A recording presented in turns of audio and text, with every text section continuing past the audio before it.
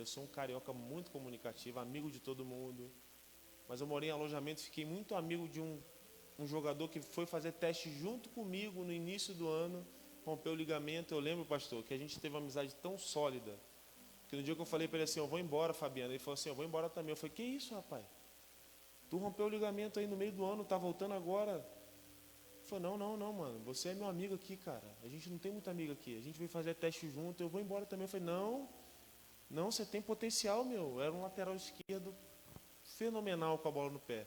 Machucou sozinho num treino, eu lembro dele perfeitamente machucando. Ele falou, não, se você não está aqui não tem sentido, mano. Porque o futebol, o que faz sentido é as amizades. Eu não vou ficar aqui, não. E eu fui embora. Meu pai ficou muito irritado comigo, ficou sem falar comigo. Lembro que eu cheguei no Rio de Janeiro, minha mãe me abraçou, meu pai nem quis olhar para minha cara. Ficou muito entristecido com a minha atitude, porque ele via um potencial em mim que eu não via. Essa é a grande verdade. Essa é a grande verdade. E eu voltei a jogar amador, porque assim, eu não vou querer ser atleta profissional, mas eu quero jogar amador, eu gosto de futebol. Eu não só vou ter aquela obrigação de levantar todo dia de manhã e treinar, mas assim, eu vou jogar amador. Amador é gostoso. Tem muitos atletas lá também que jogaram em clubes e fui para o amador. Estou lá jogando amador, o empresário chega para mim, me chama no canto e fala, ô Neto, eu vi que você tem potencial, rapaz, você é bom jogador, viu? Quero te levar para fazer um teste no clube. Qual clube? Olaria. Eu já pensando, rapaz, o Olaria foi o time que me reprovou há 3, 4 anos atrás. Mas vamos lá. Aí eu fui para o Olaria fazer o teste. Em 10 minutos eu passei no teste. Mas eu já era um outro Neto. Eu era um Neto que já tinha vivido em um clube de futebol. Um Neto mais forte, um Neto mais treinado. Não era aquele Neto que foi fazer o teste lá no início, que era um Neto que jogava pelada na rua. Era um Neto treinado, que viveu em clube, que ficou um ano fora. Mas que incrível, né? O mesmo clube que reprova você anos atrás é o clube que te aprova em 10 minutos. E eu cheguei para o empresário do lado de fora do campo e falei, olha, o clube me passou, o treinador me tirou do campo e falou para mim em 10 minutos assim, pode trazer seus documentos amanhã. Eu quero você aqui. Ele falou, não, você não vai ficar aqui no Olaria não. Eu falei, não, vou te levar para o Vasco da Gama. Vascaíno, aí é Vascaíno? Rapaz, eu bateu uma palma solitária ali, eu falei, que isso, rapaz? São Paulo, Vascaíno tem em São Paulo também? Só que por incrível que pareça, eu vim de uma família completamente flamenguista.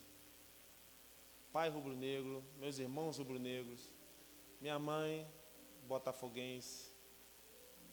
E eu lembro que quando eu falei isso com meu pai, ó pai, o empresário vai me levar para o Vasco. Ele falou, meu Deus, que bom, né? Mas poxa vida, né? Mas que bom, né? Falei, não, mas pai, vamos lá. E quem foi que me levou para fazer teste no Vasco? Meu pai. Novamente o cara que me apoiou. Me levou para fazer teste, eu lembro que eu tinha uma camisa vermelha. Eu não tinha muitas roupas, né? Eu não vim de uma família financeiramente muito bem estruturada. Nunca me faltou comida, mas também nunca esbanjei nada. Tênis, roupa, alimentação. Meu pai sempre me colocou num colégio particular como bolsista. Meu pai sempre ralou muito para pagar o colégio dos filhos. Porque meu pai sempre colocou uma coisa na cabeça dele, assim, desde que eu me lembro. Eu não tive essa condição que vocês têm, de estudar no colégio bom. Mas eu vou dar a minha alma para vocês se formarem bem. Porque depois que vocês tiverem conhecimento, aí vocês andam com as pernas de vocês. Meu pai sempre fez da tripa ao coração para pagar um colégio um pouco melhor do que o ensino público.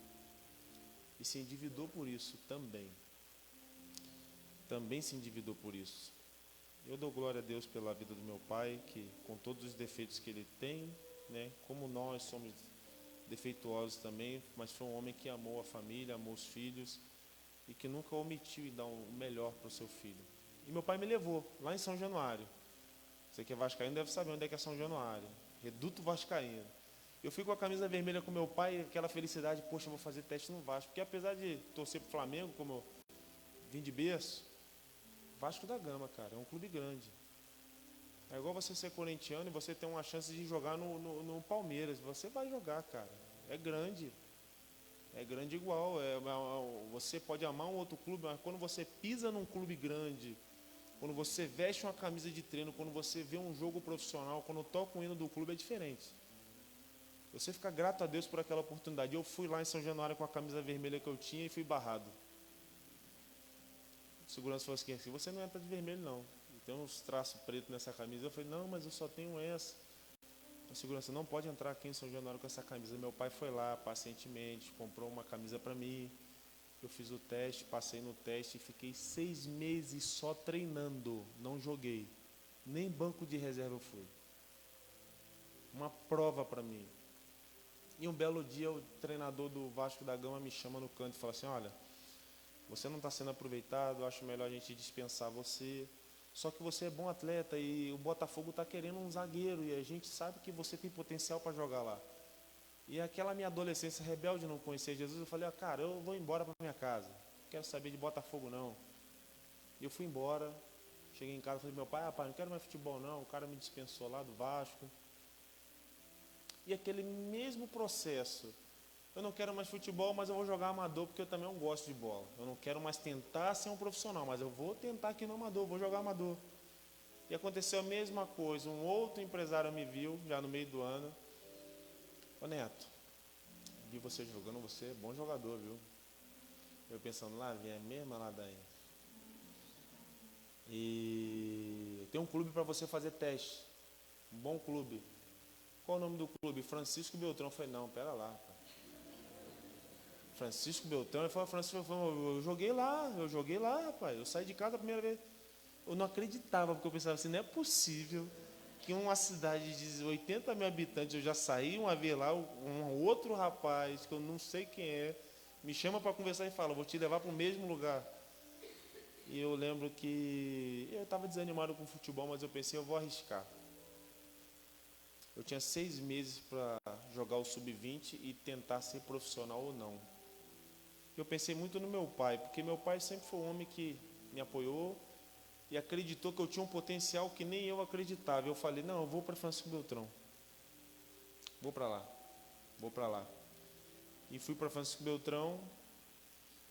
Foi lá que eu joguei o último ano de sub-20. Em 6 meses eu fiz um baita campeonato sub-20 estadual e fui para o profissional. Lá que eu subi para o profissional, meu primeiro clube profissional. Foi lá que eu conheci muita coisa, inclusive minha esposa, que hoje não está aqui, com quem eu estou casado há 16 anos. E para a glória de Deus nós temos um casal de gêmeos, de 15 anos já. Tive filho novo, muito jovem, nós tivemos, depois vocês vão entender o porquê. Eu subi profissional em 2006, em Francisco Beltrão, acabou o campeonato estadual, fui para um outro clube em Foz do Iguaçu, ganhava pouco, minha esposa ficou em Francisco Beltrão para jogar a segunda divisão lá em Foz do Iguaçu. E minha esposa foi ver um jogo meu. Em Foz do Iguaçu, eu muito feliz naquele processo, né? Buscando meu espaço nos clubes pequenos do interior. E ela sentia dores abdominais e falou comigo. Ela já teve um cisto no ovário antes de eu conhecê-la com 15 anos, um cisto que se transformou num tumor e ela teve que arrancar um ovário. E quando ela foi ver o jogo meu, que reclamou dessas dores e voltou para Francisco Beltrão, eu falei para ela, faz os exames lá, ver o que é. Ela descobriu que estava com cisto no outro ovário. Esse cisto provavelmente poderia se tornar um tumor. E a gente, com aquele sonho de ser pai, eu não poderia ser pai. E isso mexeu muito comigo a ponto de eu abandonar o Foz do Iguaçu. Falei, não quero mais nada com bola. Novamente eu retornei. Falei, não quero mais nada com futebol. E eu fiz uma escolha, eu prefiro ser pai do que ser um atleta. Eu falei para a Simone assim, olha, eu casei com você, eu não casei com você por casar. Casei com você porque eu olhei para você e vi que você seria a mãe dos meus filhos. E eu não quero mais jogar bola, vamos voltar, vamos tentar. E voltei com a mão na frente e outra atrás, para morar de favor com a minha sogra. Tivemos muitas brigas, eu e minha sogra. Mas eu amo ela, eu entendo ela. É um processo difícil. Imagina, minha filha casa com um carioca, jogador. O jogador larga tudo para vir morar comigo, com a minha filha. Carioca não tem uma fama muito boa lá fora não, gente. Em São Paulo não tem, imagina no sul. Carioca da pavuna, da periferia, ih, meu Deus do céu. Ladrão fugido que foi jogar bola. E eu voltei. Fui para Francisco Beltrão, tentamos engravidar. Trabalhei numa lojinha, meus irmãos, para ganhar R$350 por mês. Joguei amador nos finais de semana para ganhar R$ 100 por jogo. Quando me pagavam. O amador tem clube que fala que paga e não paga nada. Fui barman algumas vezes na noite lá de Francisco Beltrão. E tentamos ter um filho e Deus nos mandou 2 filhos, sem tratamento algum. Porque não tínhamos dinheiro para fazer tratamento algum, não tínhamos condições. Eu lembro que quando a Simone descobriu que estava grávida, ela estava tendo uns enjoos, eu já estava notando ela meio diferente. A gente estava tentando e eu estava vendo ela meio diferente. Teve um dia que ela falou para mim assim, eu até não contei no testemunho ontem na igreja que eu fui, e ela falou assim, eu quero pão com mortadela. Eu falei, meu Deus, eu vou ali na padaria comprar. Não, não pode ser da padaria não, tem que ser lá do mercado. Eu falei, por que do mercado? Ah, porque o seu Pedro passou com... O seu Pedro era o dono de uma loja que ela trabalhava, passou com um pão com mortadela do mercado, aquele cheiro ficou... Eu falei, meu Deus, essa mulher está grávida. Porque é pão com mortadela e tem que ser o que o patrão dela comprou. Grávida pobre ainda, né? Porque, pão com mortadela é brincadeira, né? Tá vendo como é que é? As origens, a gente não nega. A dificuldade, graças a Deus que quis pão com mortadela, que era a condição que eu tinha para comprar. Eu falei, essa mulher está grávida. No outro dia ela não conseguiu trabalhar, teve tontura, fizemos um exame, detectou o exame de farmácia, a gravidez, fizemos exame de sangue, detectou. Só que ela estava tendo um sangramento. E a gente foi no médico no mesmo dia, o médico falou, está perdendo. Sem saber se eram 2, né? Está perdendo seu bebê, esse sangramento não é normal. Ela foi internada às pressas e no outro dia ela foi fazer um ultrassom Doppler. E nesse ultrassom ela entrou muito triste, voltou muito feliz, rindo. Eu falei, meu Deus, nada mais não. O que houve com o bebê? Ela falou, não é com o bebê não, são com os bebês. Eu olhei assim, eu falei, calma aí, não é possível ser. Aí eu olhei pro meu cunhado assim, meu cunhado homem sério, pensa num homem sério corintiano, hein? Não gosta de brincadeira, um homem sério, não é de dar risada. Eu olhei para ele chorando igual a criança, falei, não é possível, é verdade mesmo então. Se o homem está chorando que nem ri para minha cara. Aí ela falou, minha irmã tinha sonhado, lembra? Eu fui ligar para meu pai. Primeira coisa que eu fiz, vou ligar para meu pai, meu coroa. Meu incentivador. Liguei para ele do orelhão. E quando eu falo isso para os meus filhos, eles não entendem. Quando eu falo, filho, o papai ligou para o vovô do orelhão. Ela fala, mas pai, é verdade que aquele negócio pega, funciona na rua que fica? Já usaram aquilo lá? Eu falei, não é para ficar, aquilo ali funciona, filha. O papai ligou daquilo. Não é possível, pai. Eu falei, filha, você está em outra época. Eu liguei para meu pai e falei, pai, você vai ser vô de gêmeos. Ele, nossa, meu filho, está falando sério? Estou falando assim, meu Deus, cara, que alegria. Vou falar para sua mãe aqui também. Mas deixa eu te falar uma coisa. Eu falei, fala, pai. Volta a jogar bola, rapaz. Volta, rapaz, pelo amor de Deus, rapaz. Agora tem mais 2 bocas aí. Esse negócio de trabalhar e jogar amador aí não vai dar certo, não. Vai vir mais 2. E eu, não quis escutar o conselho do meu pai. Continuei fazendo a mesma coisa, trabalhando na lojinha, tentando tirar um dinheiro no final de semana. Até que meus filhos fizeram 1 ano de idade. Eu não tinha R$1 para fazer uma festa. Aliás, não tinha dinheiro nem para comprar um bolo. Não tinha mesmo, meus irmãos. E meu pai vai lá e pega o avião com a minha mãe, vai lá, sai lá do Rio de Janeiro, vai lá para Francisco Beltrão. Minha mãe na época fazia festas, 15 anos e casamentos, e ela tinha toda essa manha. Eu sabia que era caro isso, não tinha dinheiro para comprar um bolo. Ela foi lá pacientemente com meu pai, fez toda a festa dos meus filhos de 1 ano. Meu pai me chamou para conversar no quarto. Eu lembro perfeitamente quando ele falou assim, filho, tenho uma conversa com você de homem para homem. O que houve, pai? Você tem que jogar bola, cara. Você tem que voltar a fazer aquilo que você saiu de casa para fazer.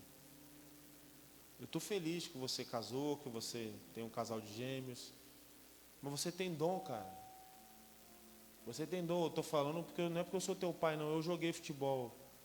Eu sei que você tem potencial para chegar mais longe do que eu. Eu tenho certeza disso. Só que você tem que pagar o preço, cara. Você tem que trabalhar, você tem que treinar muito, tem que se dedicar muito, mas você vai chegar, eu sei que você vai chegar. Eu não estou falando porque eu sou teu pai. Eu não sou um pai coruja que vai ficar babando aqui, porque eu sei que se eu estiver falando uma mentira, você vai arriscar no futebol e você não vai ser quem você pensa que você vai ser, mas eu estou falando por mim, você vai dar certo. Eu lembro que eu falei para minha esposa assim, depois eu falei, amor, meu pai me chamou para conversar.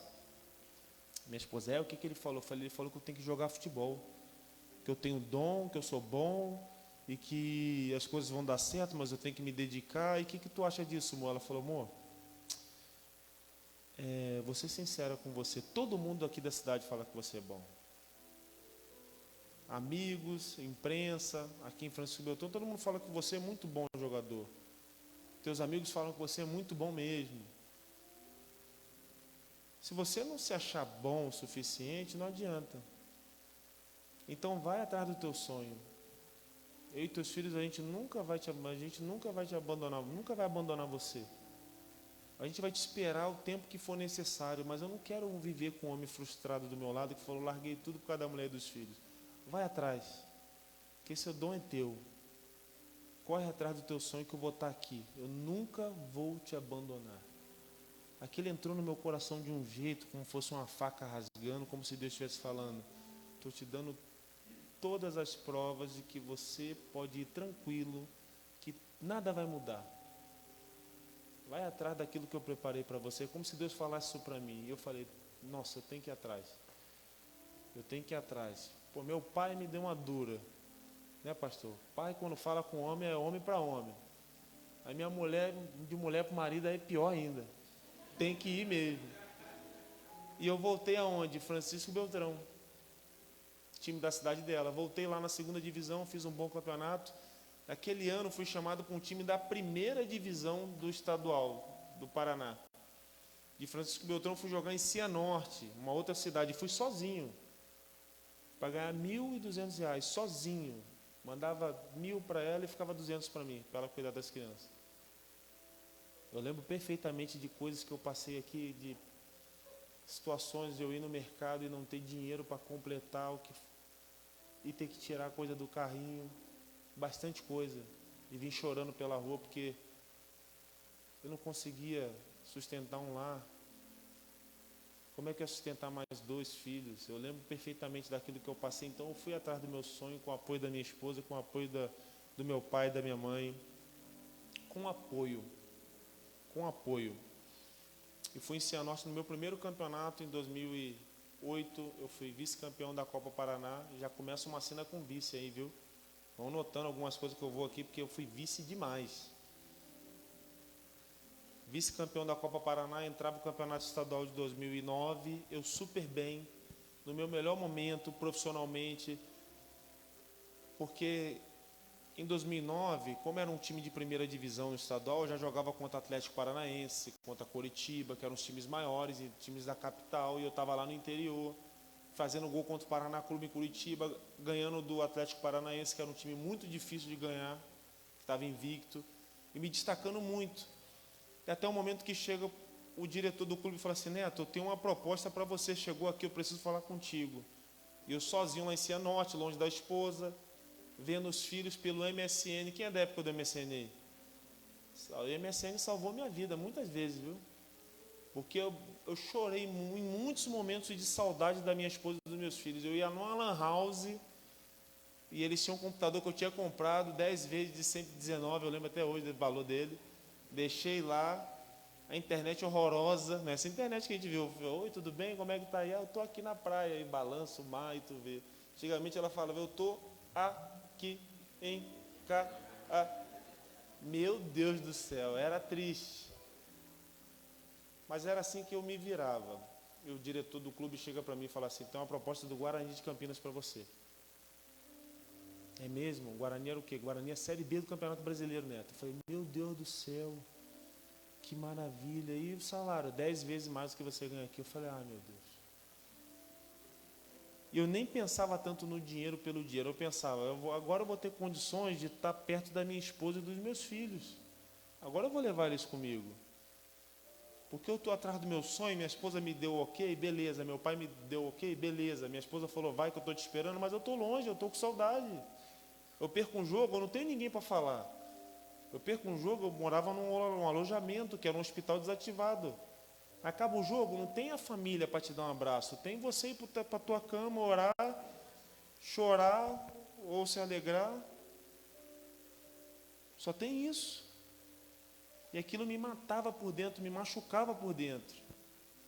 E faltava um jogo para acabar o campeonato e eu falei assim, olha, já que tem essa proposta, eu falei para o diretor, não é melhor ficar de fora desse jogo não? Não, tem que jogar, porque de repente se a gente ganhar fora, a gente vai para a Série D e vai para a Copa do Brasil. Eu falei, não, então eu vou jogar, então tranquilo, deixa comigo. Já pensando, oh, meu Deus, tomara que não dê nada de errado, né? No final do jogo eu rompi meu ligamento do joelho. E aquela proposta com salário 10 vezes maior foi por água abaixo. Eu só pensava, e agora, Senhor? Por que comigo isso? Foi ali que eu comecei a ouvir louvores. Eu lembro perfeitamente que é ali que eu tive um amigo cristão, evangélico, que eu pegava carona com ele, ele ficou muito amigo meu, e ele ia ouvindo Cassiane. Quem já ouviu Cassiane aí? Ali Deus falou comigo em alguns momentos, porque eu chorei em alguns momentos escutando Cassiane sozinho. Eu lembro que tinha um DVD que a filha da Cassiane cantava, ela pequenininha. Cristo é a força da nossa alma. Aquilo ali mexia comigo, eu nem conhecia a palavra. Mas quando a gente fala de Cristo, do Espírito Santo, o Espírito Santo mexe conosco. E eu entristecido, porque agora eu não iria mais para Campinas, e agora eu não estaria mais perto da minha família. Meus irmãos, eu fiz o aniversário de 1 ano dos meus filhos, graças aos meus pais. Aniversário de 2, de 3 anos, eu estava longe, tentando um sonho que nem sabia se daria certo. Aniversário de 2 e 3 anos, e por uma criança, o que me machucava mais era porque assim, eu ia em casa a cada 2 meses. Eu amava meus filhos, beijava, abraçava, e eu voltava para treinar e para jogar. Quando eu voltava novamente, era uma outra criança, muda muito. E eles sempre se lembravam de mim. Eu sempre tinha que ir embora de madrugada, no ônibus da madrugada, porque se eu fosse cedo, meu filho ficava depressivo. Meu filho chorava e ficava chorando a noite inteira. Então eu tinha que ir escondido dos meus filhos. Pensa num homem que ia chorando. De Cianorte para Francisco Beltrão são 8 horas de viagem. Pensa numa choradeira que eu ia no ônibus. Eu pensava, Senhor, me dá força. Porque eu sei que isso é um propósito que o Senhor tem na minha vida.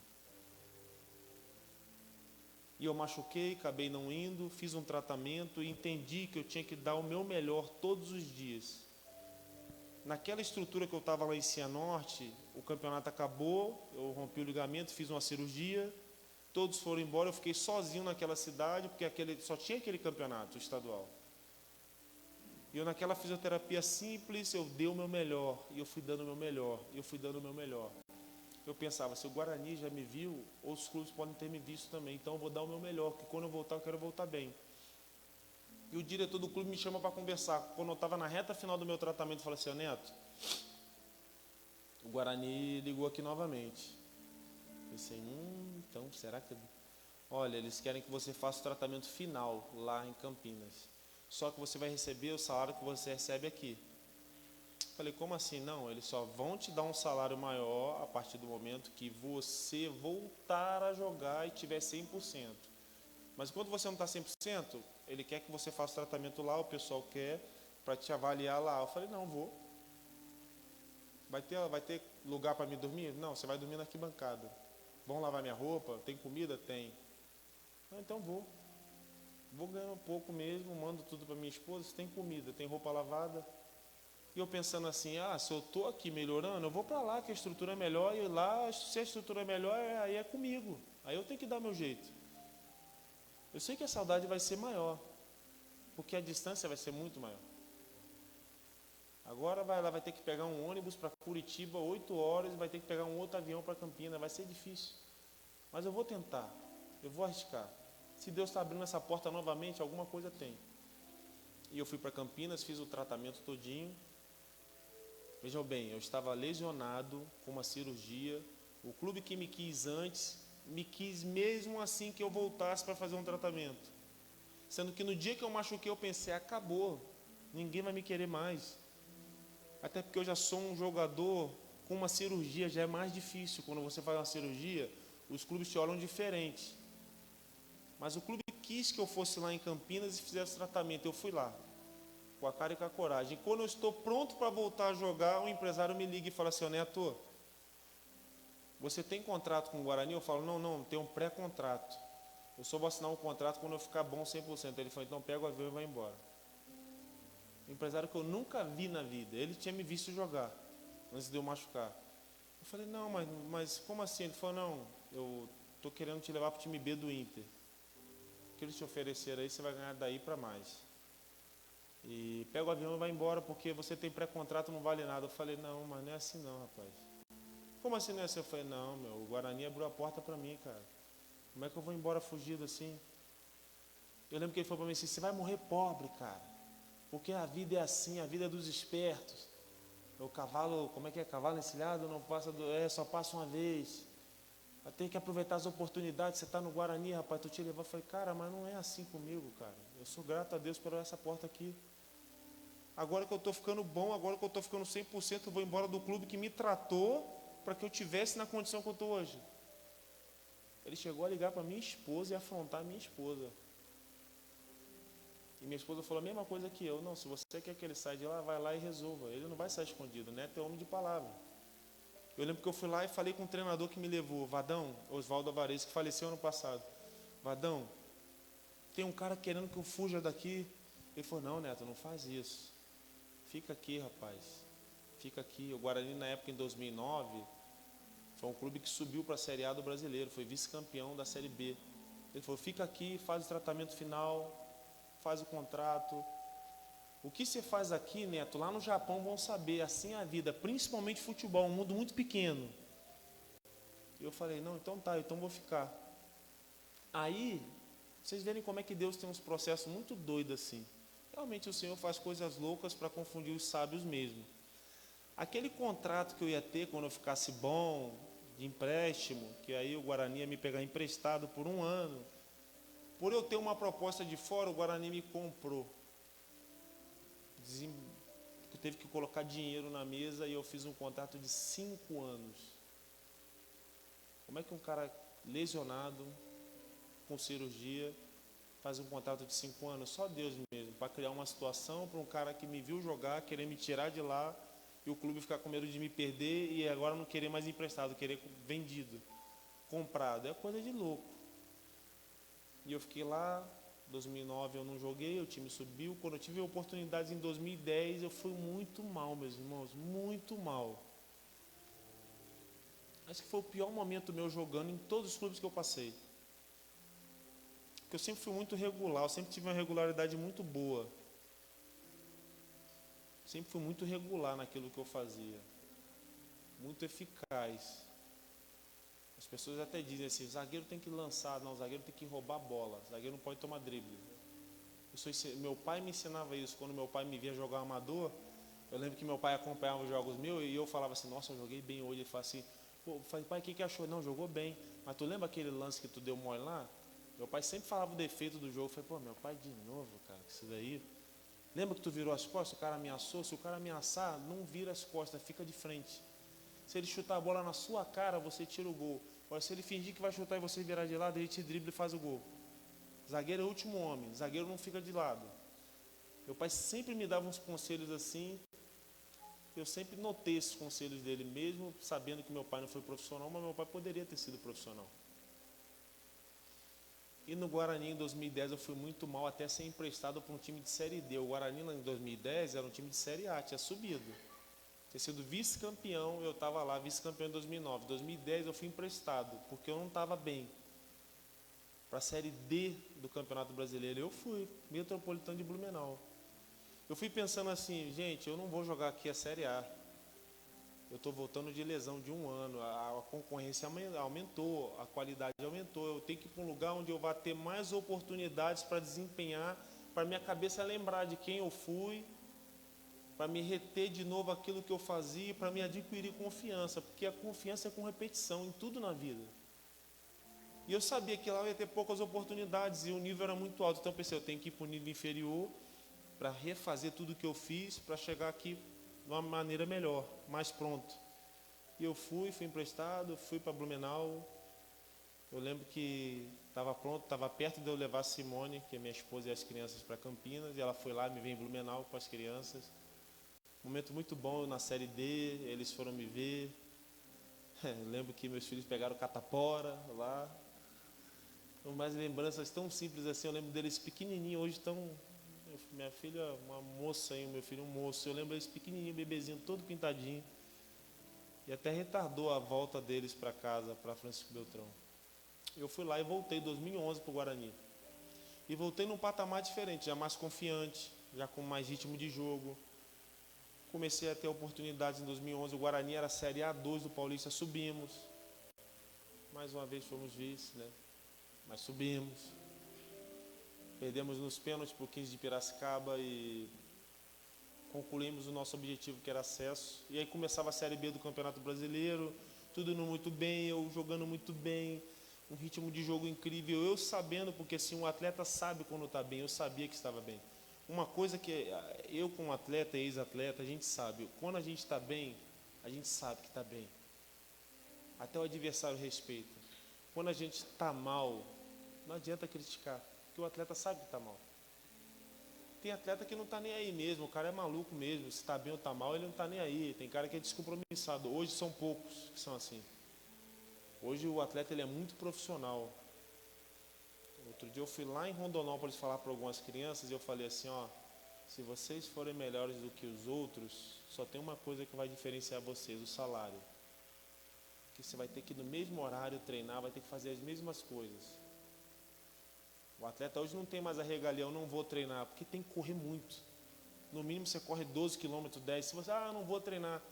Não tem mais Romário, não tem mais Ronaldo Fenômeno. Esses aí vão ficando, está cada vez mais escasso. Ou você é atleta ou não é. Ou você é atleta ou não é. E eu em 2011 arrebentando, depois de um acesso na Série B, meu pai foi ver um jogo meu, e eu falei para meu pai assim, pai, eu vou jogar. Meu pai, não, mas você está com dor no público. Eu falei, não, pai, Série B, pai, do Campeonato Brasileiro, eu vou jogar, deixa para mim. Fica tranquilo que eu vou jogar, não vai ter nada não, mas você não está com dor? Eu falei, pai, eu tô, mas eu estou tomando injeção.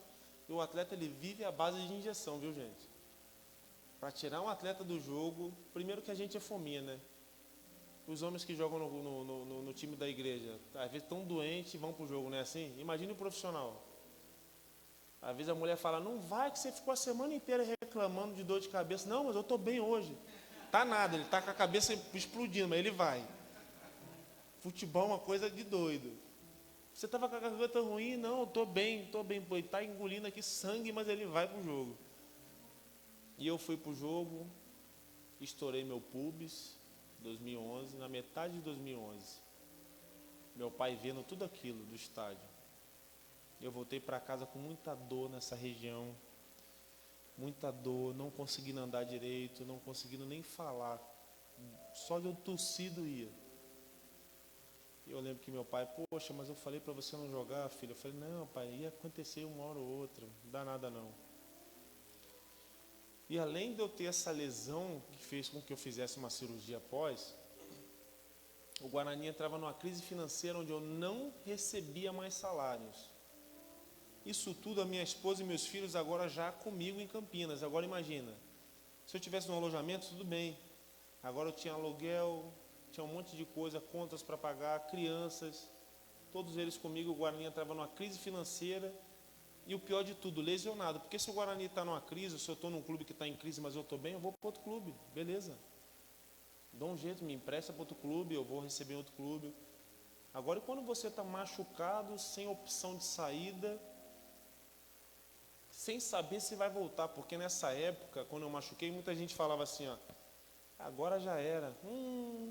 Pubis. Isso daí, rapaz, ninguém volta a jogar mais não. Se voltar, vai voltar muito mal. Não vai mais ser o que era antes. E é um conselho que eu quero dar para a igreja hoje. Não dê ouvidos para pessoas, para palavras, para vozes que falam coisas negativas sobre a sua vida, sobre o seu trabalho, sobre a sua fé, sobre a sua família. Acredite no propósito que Deus tem para ti. Ninguém pode dar uma palavra final para a tua vida a não ser o Senhor. As pessoas podem falar que não vai dar certo os teus planos e você não pode ouvi-las, você tem que ouvir a voz de Deus. Ora ao Senhor e coloca diante de Deus tudo aquilo que você tem, os medos, as dúvidas. Entrega o teu caminho ao Senhor, confia nele, o mais Ele fará. Não dê ouvidos, e às vezes a gente dá ouvidos para essas vozes. Quer ver uma coisa? Se você botar uma foto no Instagram, 100 pessoas te elogiarem, você vai ficar com o ego inflado. Mas se uma pessoa falar mal, isso te fere muito mais do que as outras 100 que falaram bem, é ou não é? E quando alguém fala alguma coisa contrária do que a gente pensa e do que a gente quer, aquilo deixa a gente com um pensamento muito mais duvidoso. Você pode ter fé que vai dar certo no teu projeto, no teu negócio, fala, nossa, vai dar certo, meu irmão, vai dar certo. E você compartilha com o irmão fala assim, ih, rapaz, cuidado aí que teve um cara aí que, poxa, sofreu com isso aí. Como assim? Ih, faliu, rapaz, perdeu. Tu já fica assim, meu Deus do céu, rapaz. Poxa, mas eu orei até para ele. Até que se você orou, até se Deus confirmou, tu fala assim, mas, meu Deus do céu, Deus já tinha confirmado. Ô, meu, tu chega em casa, fala para a mulher fala para o marido, amor, tu viu aquela lá, falou lá, meu Deus do céu, eu estou agoniado, porque ela me mostrou um negócio. Não, meus irmãos, não, confia no Senhor. Confia no Senhor e faça o seu melhor todos os dias. Eu fui para o Joaquim Grava para ter o feedback dele, se eu poderia operar ou não, porque o Guarani não queria operar, ele falou, opera. E eu voltei para Campinas e falei, eu quero operar. Mesmo sabendo das dificuldades que seria a cirurgia. E eu operei meu pubis em 2011. E Deus levantou um cara que eu nunca vi na vida, nunca, nem conhecia. Um rapaz me ligou, um número de Campinas, eu quero você no meu escritório aqui, eu sou o patrocinador master do clube, eu quero falar com você. Fui lá no escritório dele, ele falou, eu quero te dar uma ajuda de custo, R$5.000 por mês. Para mim? Para você. E o clube em crise financeira. Falei, ele falou, porque quem te comprou foi eu. Eu não sabia, para mim tinha sido o Guarani. Não, foi o Guarani, mas quem prestou dinheiro para eles se comprarem foi eu. E antes de você vir para cá, eu vasculhei a tua vida. Você é um baita profissional, rapaz. Chefe de família, você não sai para balada, não bebe, não faz o que os outros fazem aí, muitos fazem. E por você ser esse cara, eu vou te ajudar, meu amigo. Porque eu sei que você tem 2 crianças pequenas, já me passaram tudo sobre a sua vida. E você não vai passar essa dificuldade tremenda, não. Eu falei assim, meu Deus, isso não é possível, 5 assim na mão, do nada. Oh, meu Deus, que isso? É assim mesmo? A bênção quando vem, você nem espera. O maná quando desce do céu é assim mesmo? E para vocês entenderem o que é o futebol. O que é o futebol? Eu tinha um empresário que, sabendo da dificuldade que eu tinha, pegava R$1.000 desses 5.000. E só vinha 4.000 para minha mão. Mesmo com filhos, longe de casa, pagando aluguel alto em Campinas, plano de saúde, tinha um cara que pegava R$1.000 e não precisava pegar esses R$1.000, porque ele tinha muito mais dinheiro do que eu. Muito mais dinheiro que muita gente. Você vê aonde vai a ambição do ser humano. O jogador é um produto na mão de muita gente. O jogador às vezes ganha dinheiro, mas pode ter certeza, o empresário ganha muito mais. Muito mais, sem ele saber. Às vezes pegando o que é dele, sem ele saber. Mas aí eu voltei. Fiz minha cirurgia. Todo mundo falava, não vai dar certo. Eu pensava comigo, vai dar certo sim. Eu comecei na fisioterapia do clube dando o meu melhor, dando o meu melhor, dando o meu melhor, dando o meu melhor. Final de 2011, eu voltando a treinar, e eu fiquei treinando na base e tratando na base, porque o profissional tinha ido embora, não tinha dinheiro para ir para casa. Fiquei com meus filhos em Campinas, com a minha esposa, tratando na base. Quem foi o treinador que foi contratado para jogar o Paulistão? Porque 2011 era Série A2, nós tínhamos subido.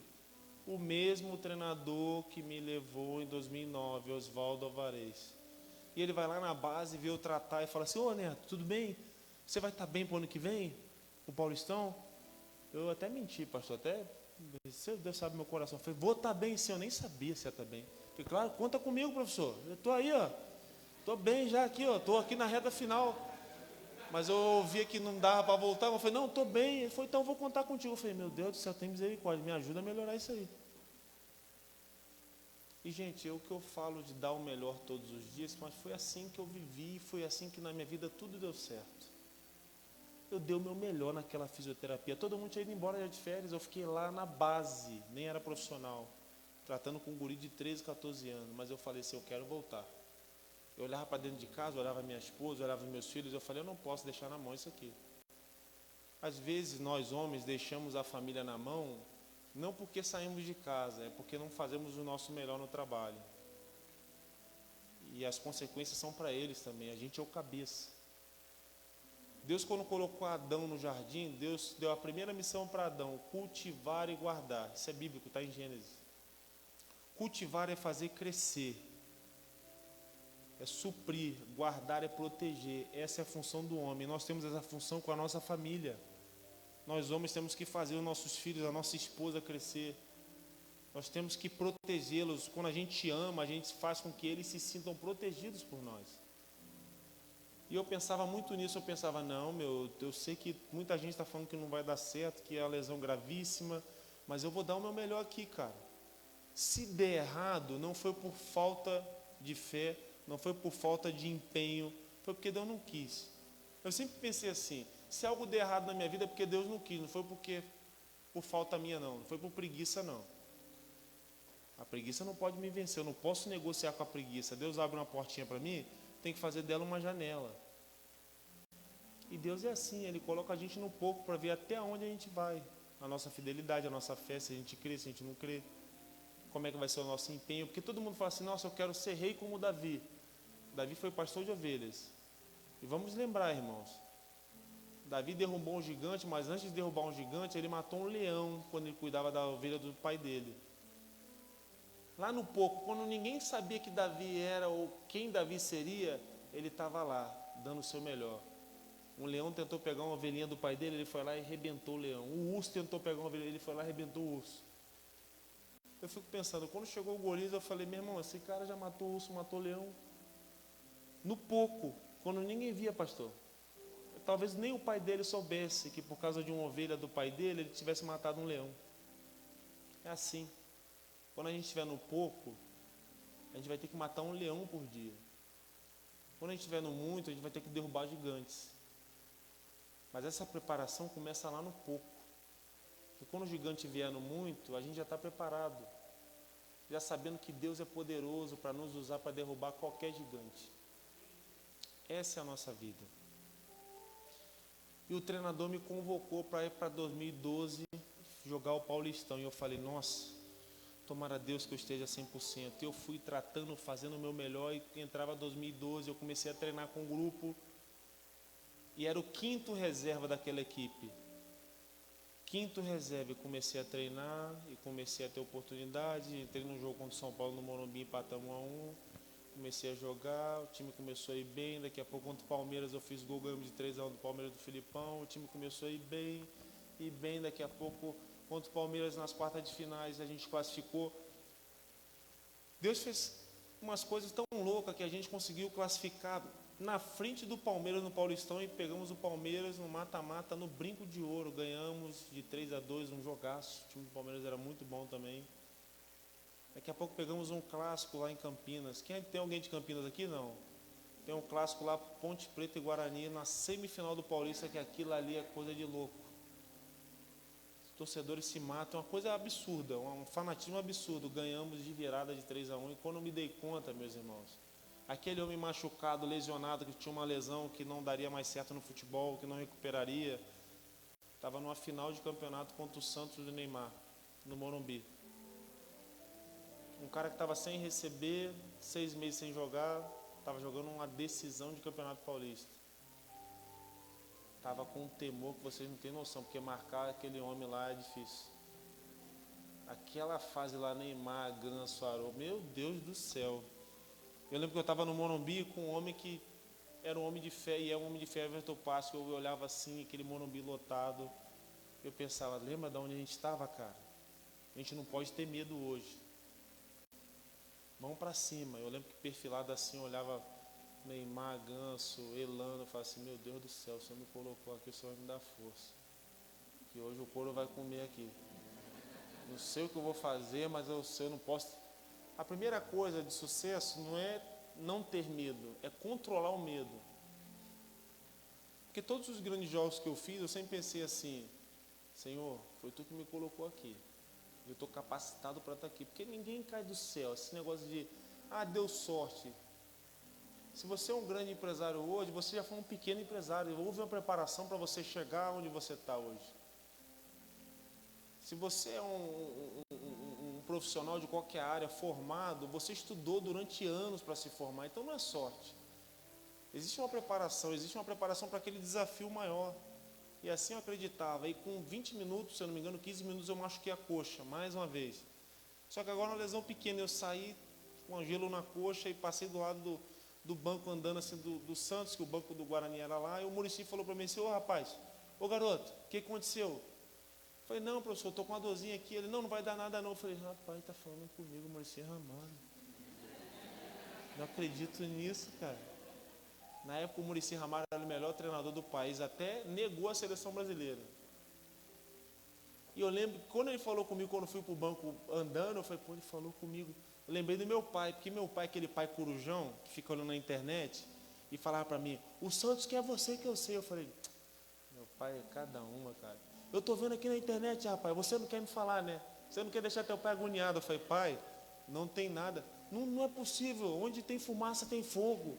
Se saiu na internet aqui, alguma coisa tem. Eu falei, pai, eu não estou sabendo se saiu, eu não sei, pai. Eu estou falando, não, tu está escondendo o jogo do pai. E quando o Muricy falou comigo que eu fui para o banco de reserva botar o gelo lá, com o gelo na coxa, sentar, eu falei, mano, será que meu pai estava certo? E acabou o jogo, o treinador veio falar comigo, o Muricy Ramalho, eu quero você aqui. Eu quero você aqui. Eu falei, eu estou aí, professor. Estou aí. Fala com o pessoal lá do Guarani, eu também. Eu vou.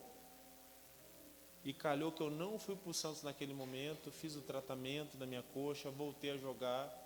E quando eu retornei aos gramados na Série B do Campeonato Brasileiro, a gente foi jogar lá em Criciúma, longe, um frio.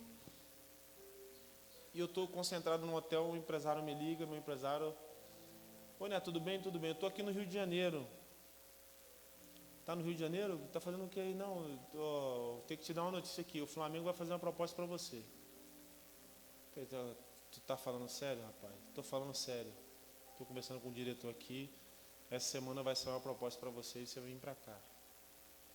A minha cabeça naquela hora foi na lua e voltou. Gratidão a Deus. Eu lembro que eu pensei assim, cara, não é questão de estar no Fire, é questão de estar perto do meu pai e da minha mãe, cara, o meu maior incentivador. É questão que um dia eu reprovei num teste quando eu era jovem nesse mesmo clube, agora eu estou no profissional, esse clube está querendo que eu vá para lá. O que Deus está fazendo na minha vida, rapaz? E eu lembro que eu fui lá no quarto do treinador, lá no quarto do Vadão. Bati lá à noite, ele pode entrar. Eu falei, professor, tem uma notícia para te dar. O que houve, Neto?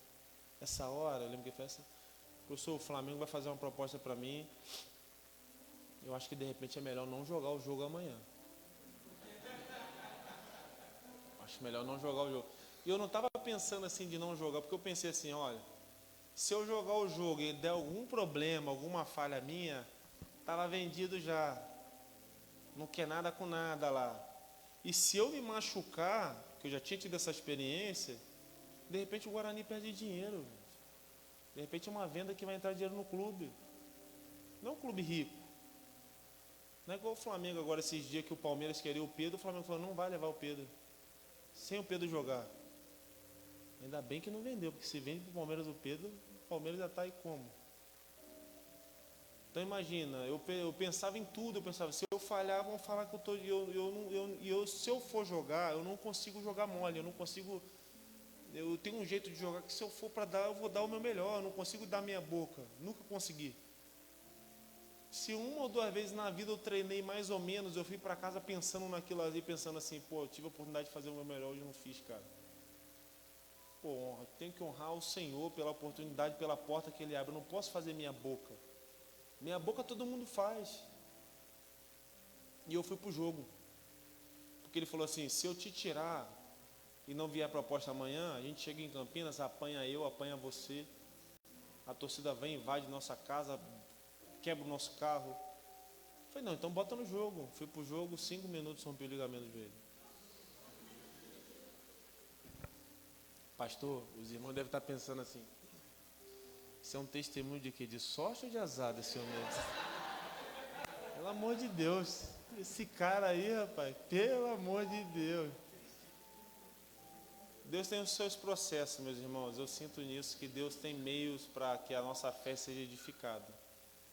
Grandes homens e mulheres na Bíblia tiveram a sua fé edificada no momento difícil. Não foi na molezinha, não foi com um sorriso, não foi tudo dando certo. José teve uma vida muito boa com os irmãos, até ser vendido como escravo. Não foi isso?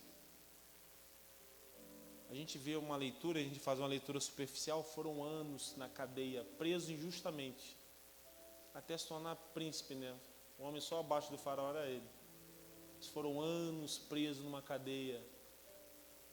Para quem achava que seria rei, imagina.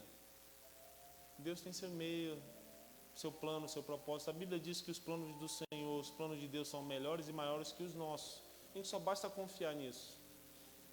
Mas naquele momento que eu machuquei, eu pensei assim comigo, eu não quero mais saber de Deus. Eu já estava entendendo um pouquinho do Senhor. Tinha uma célula que um amigo meu que jogou no Flamengo, Marcos Denner, que ele jogou comigo lá naquele ano. Ele fez uma célula, 2 atletas, e eu comecei a entender um pouquinho sobre Jesus. E eu falei assim, eu não quero mais ser Deus não, cara. Machuquei, liguei para minha esposa e falei assim, mas não acredito mais em nada não. Ela falou, como é que é? Eu falei, não acredito mais em nada não. Por quê, amor? Que isso? Eu falei, não, amor, o meu empresário me ligou ontem e falou que ia ter um negócio do Flamengo para mim, amor, e agora eu estou machucado, que Deus é esse, que tudo para mim, quando eu vou, vai acontecer, dá errado. Não, mas tu não pode falar isso. Eu falei, não quero mais saber, cara, eu não quero mais saber, está tudo dando errado na minha vida. Quando eu vou dar um salto na minha profissão, acontece algo de ruim. E aí, para piorar a situação, estou no aeroporto, voltando para Campinas, de Criciúma, o telefone toca, 021, liguei, se eu não sabia quem era, liguei, alô, quem está falando? É o Zinho aqui, o diretor do Flamengo, o Zinho, que é da Fox, quem conhece o Zinho, que foi campeão do mundo com o Brasil. Eu sou o Zinho aqui, sou diretor do Flamengo, rapaz, como é que você está? Estamos te esperando aqui. Eu falei, não adianta, Zinho, eu não vou. Mas que isso, rapaz, já comecei a chorar, já me deu um nervoso no aeroporto, na frente todo mundo chorando, não vou, cara. Não, você machucou, mas não deve ser nada de grave não. Eu falei, é grave, porque eu estou sentindo meu joelho, eu não fiz o exame, mas eu sei que é grave. Eu não vou, cara. Aí contei minha história, eu sou carioca da Pavuna, rapaz, sou da periferia do Rio, meu pai é Flamengo, meus irmãos são Flamengo, tenho um monte de amigo Flamengo, eu queria dar esse presente pro meu pai, eu não vou conseguir ir, cara, porque eu estou lesionado. Não, mas tu não sabe que é lesão. Eu falei, eu sei que é grave, porque eu sei o jeito que eu estou andando, meu joelho está frouxo, eu estou com muita dor. Ele, calma garoto, calma que vai dar certo, coisa e tal. Aí desligou e fui chorando. Cheguei em casa, falei, eu vou lá fazer o exame, depois o médico vai pegar o laudo. Não fala mais de Deus para mim não, Simone. Amor, tem que ter calma. Eu falei, não fala mais de mim, eu não quero, eu estou confuso. E aí quando eu fui pegar o laudo do exame no médico, eu saí muito triste, muito irritado, Simone ligou para o meu amigo, um irmão. E a Bíblia diz que quão bom e agradável que os irmãos vivam em união. Eu tinha um irmão, um amigo cristão, chamado Wellington Monteiro, foi campeão do mundo com o Internacional de Porto Alegre, jogou contra o Barcelona. E minha esposa ligou para ele quando eu saí do apartamento, porque ele morava no mesmo prédio, que ele falou assim, vai atrás do neto, porque o neto está nervoso, falou que não acredita mais em nada, que Deus é esse, que deixa tudo de errado dar com ele. E ele foi atrás de mim. Quando eu cheguei no clube para falar com o médico, ele estacionou do meu lado, não falou nada para mim. Foi ele na sala do médico, ele só me acompanhou. E quando eu chego na sala do médico, o médico chega para mim e fala assim, ô Neto, tudo bem? Tudo bem. Pegou o laudo, abriu. Pô, rapaz, Deus é muito bom contigo, hein? Eu já pensando, vai dar bala Juquinha para outro, rapaz. Vai dar bala Juquinha para mim. Já operei o joelho uma vez, ele quer vir com essa bobeirinha, Deus é teu amigo. Você vai já pensando, Deus é teu amigo, você vai fazer uma cirurgiazinha aí pequena e de um ano você volta. Já pensando tudo nisso, falei, esse cara tá, pô, Deus é meu amigo. O que deu aí, doutor? Rapaz, você não vai operar o joelho. Eu falei, não, você machucou o único ligamento que não se opera, foi o ligamento que você rompeu. Eu falei, tá falando sério, doutor? Ele, tô falando sério, até eu tô vendo o laudo aqui, porque quando você caiu, e eu vi um movimento, a mecânica que tu fez de movimento, eu achei que tinha estourado os ligamentos todos. Não, cara, você só rompeu o único ligamento que não se opera. Você vai tratar no máximo em 3 meses e você volta. Eu falei, não acredito. Aí eu olhei pro meu amigo, cristão. Aí pensa na cara dele, ele estava aqui, ó. Eu lembro que ele mandava eu calar a boca de ele não falou uma palavra até quando o médico foi fazer. Tipo assim, cala tua boca, meu amigo. O Papai do Céu está no controle. Que vergonha que eu passei, né? Que fé minha ruim, né? Que homem de pouca fé, rapaz. Passei vergonha não só perante o médico, perante a mulher. Como é que eu chego em casa para falar com a mulher? O que houve lá, amor? Ela já sabia que no mínimo ele mandou mensagem para ela. E ela, o que houve, amor? Já, o que houve? Você repete o que você falou aí, que eu tinha vergonha de todo mundo. Todo mundo que eu falei que não acreditava em Deus, eu fiquei envergonhado depois. E Deus é assim. Tem seus meios, seus planos, tem propósitos. Diferente para a vida de cada um. Diferentes dons Ele deu para cada um. E eu penso assim mesmo, sempre pensei assim quando eu comecei a conhecer o Senhor. Diferentes dons mesmo. Porque eu joguei futebol e eu vivi em clubes e joguei com outros zagueiros como eu. E sempre notei, nós somos diferentes. A gente até se parece, mas tem alguma coisa ou outra que ele é melhor ou eu sou melhor um pouquinho em alguma coisa. Ou o cara é muito melhor que eu, mas o nível de concentração dele cai e ele pode dar bobeira com mais facilidade. Ou o cara é melhor do que eu em tudo mesmo, e o nível de concentração dele é alto, mas ele é maluco, perde a cabeça fácil. Nunca vai ter ninguém igual a ninguém, porque Deus tem planos e propósitos diferentes para cada um. E eu voltei e fiz o meu melhor de novo naquele processo de fisioterapia, dando o meu melhor, já entendendo, opa, se o Flamengo me quis, e se o treinador do Santos falou comigo um dia, é porque eu estou no radar de alguns clubes aí. Então tem que dar o meu melhor. Eu comecei a dar o meu melhor na fisioterapia. E quando eu voltei a treinar e jogar, o Santos fez uma proposta. No final de 2012 eu fui para Vila Belmiro. Assinei o contrato bem no final de 2012. Eu lembro que Deus me honrou em algumas coisas e principalmente nessa assinatura de contrato. Porque quando eu saí do Guarani, meus irmãos, existe uma máfia muito grande no futebol e eu saí do Guarani não porque eu quis.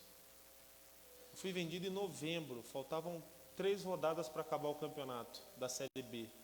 Se o Guarani ganhasse uma rodada, se eu não me engano, não caía. Então o presidente do clube me chamou na sala e falou assim, você vai ser vendido. Eu falei, mas tu não me vendeu no começo do ano. Você vai ser vendido porque eu não tenho dinheiro para pagar os jogadores, eu vou te vender para pagar a folha. Porque eu não gosto de dever ninguém. E eu pensei assim, eu vou ser vendido em novembro, mas devo jogar os 3 jogos que restam, né? É o normal.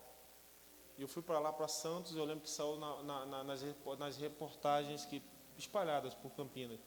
Neto pede para ir embora. Neto foge do Guarani. E a torcida aqui, ó. Mercenário. Foi para ganhar dinheiro. Eu sem saber, porque não sou eu que me vendo. É de clube para clube. Eu pensando, rapaz, eu pedi para sair, como? Não tem como eu pedir para sair. E eu até pensei assim, eu vou ser vendido, mas vou retornar, vou fazer aquele processo de venda, mas só apresento no outro ano, porque ainda não vou poder jogar. Novembro, dezembro, não tem como jogar. O Guarani perdeu os 3 jogos e caiu. E detalhe, para quem não sabe o que é futebol, eu fui vendido e nem a minha rescisão de contrato o clube pagou, porque o presidente me vendeu no outro dia pediu renúncia. É um mundo muito sujo. Muito sujo. E eu fui para o Santos com o intuito de ser campeão. Porque eu tinha sido muitos vice da Copa Paraná, vice da Série B no Guarani de Campinas, vice da Série A2. Aí na primeira divisão, contra o Santos, fui vice de novo. Então eu falei, agora eu vou jogar com o Neymar. Agora eu vou ser campeão, gente. Eu vou te falar, foi o melhor jogador que eu joguei de longe. Foi o melhor que eu vi por perto de longe. Jogando junto e jogando contra. Não vi ninguém comparado, ninguém para falar assim, ó, esse parece um pouco, nem parecer. Eu joguei com um cara que eu chegava em casa e ligava pro meu pai e falava, pai, eu vi esse cara fazer uma coisa hoje aqui que eu não vi ninguém fazer não. Sério, filho, pai, nem no videogame eu faço o que ele fez no ao vivo.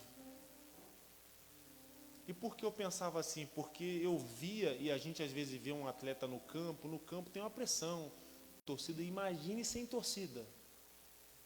O que esse camarada fazia? Tinha um dia que eu falava para minha mulher, eu chegava em casa e falava, Simone, Eu tô com um cara lá que ele não é para estar mais lá. É para ele estar lá no Real Madrid.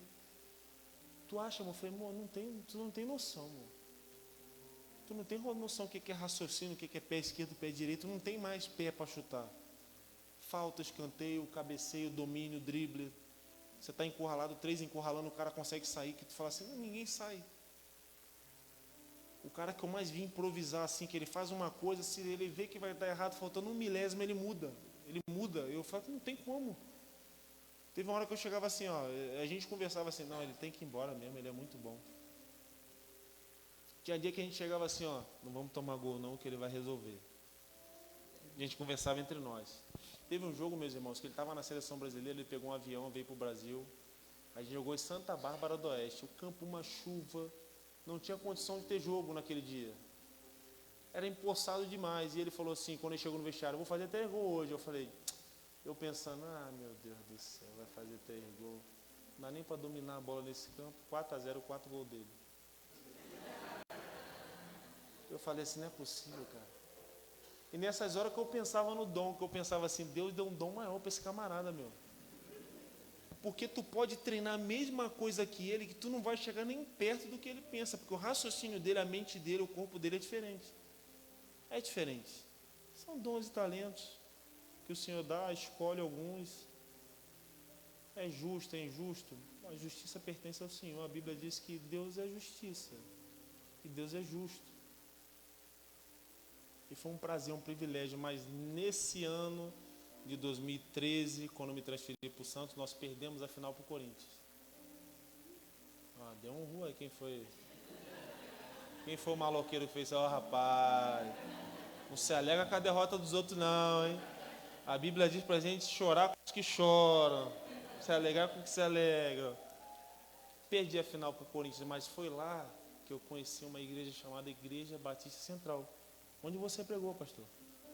Ministério Atletas em Adoração.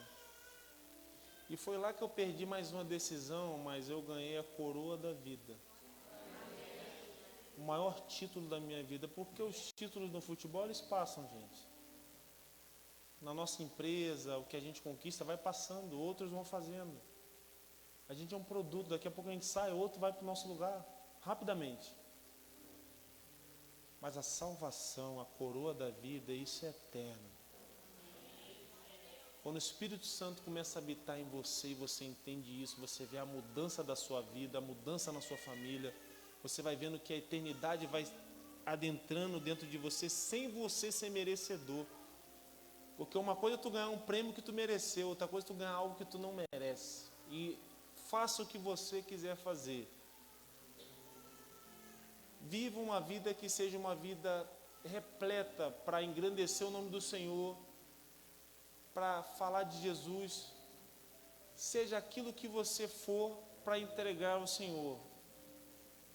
Nada vai pagar o preço do que Ele fez por você. Nada se compara. Eu recebi isso. E entrava o ano de 2014, Neymar foi embora, infelizmente, Barcelona.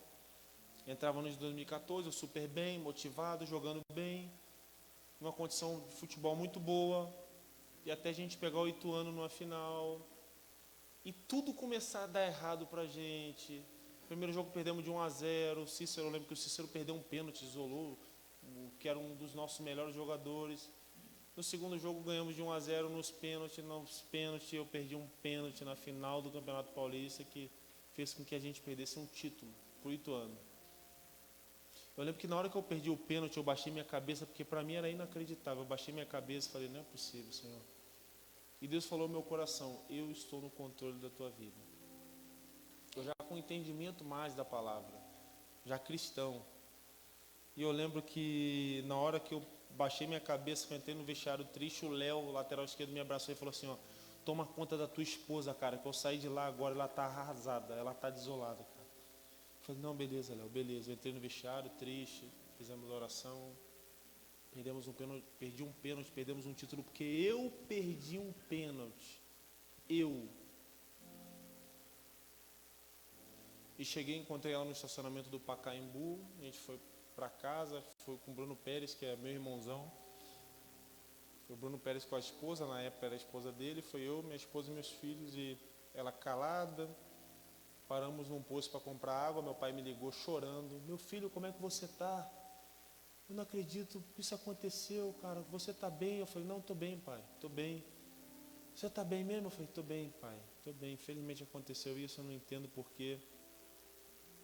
Também não tem como entender, eu vou fazer o meu melhor, e uma hora as coisas vão dar certo para mim, pai.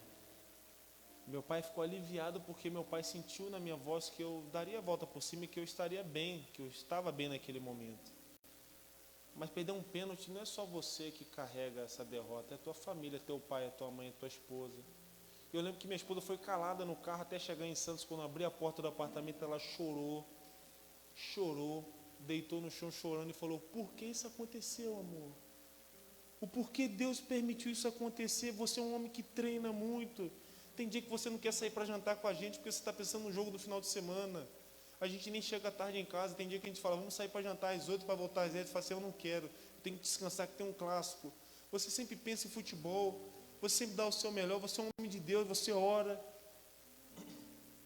Por que isso aconteceu? Eu lembro que ela chorando muito, eu falei, amor, eu não sei por que isso aconteceu. Também não entendo por que aconteceu.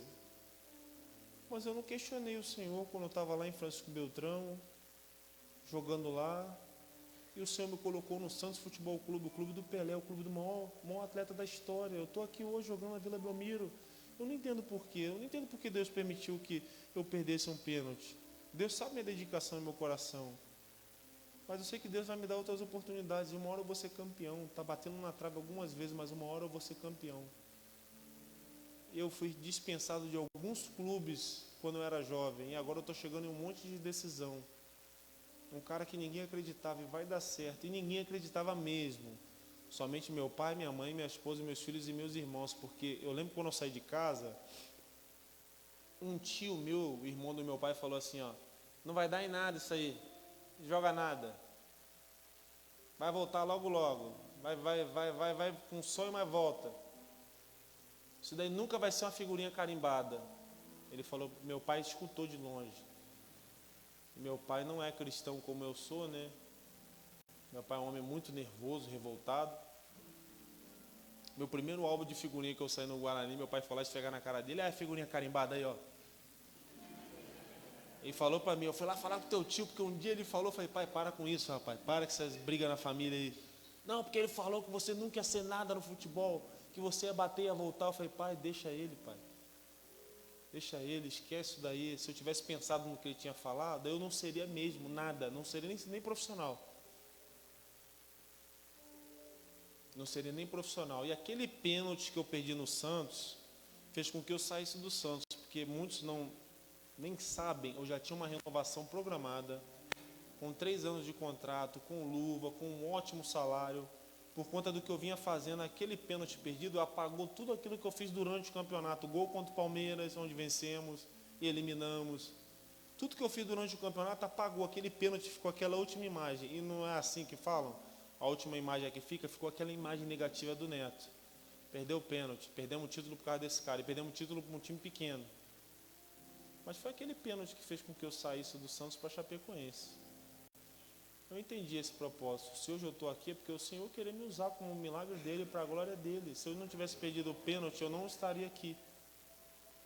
Você vê como é que Deus tem seus meios, seus planos, seus propósitos. Nada na vida é por acaso. Não existe o acaso para o Senhor. O Senhor amassa a gente às vezes Ele exalta, às vezes Ele amassa.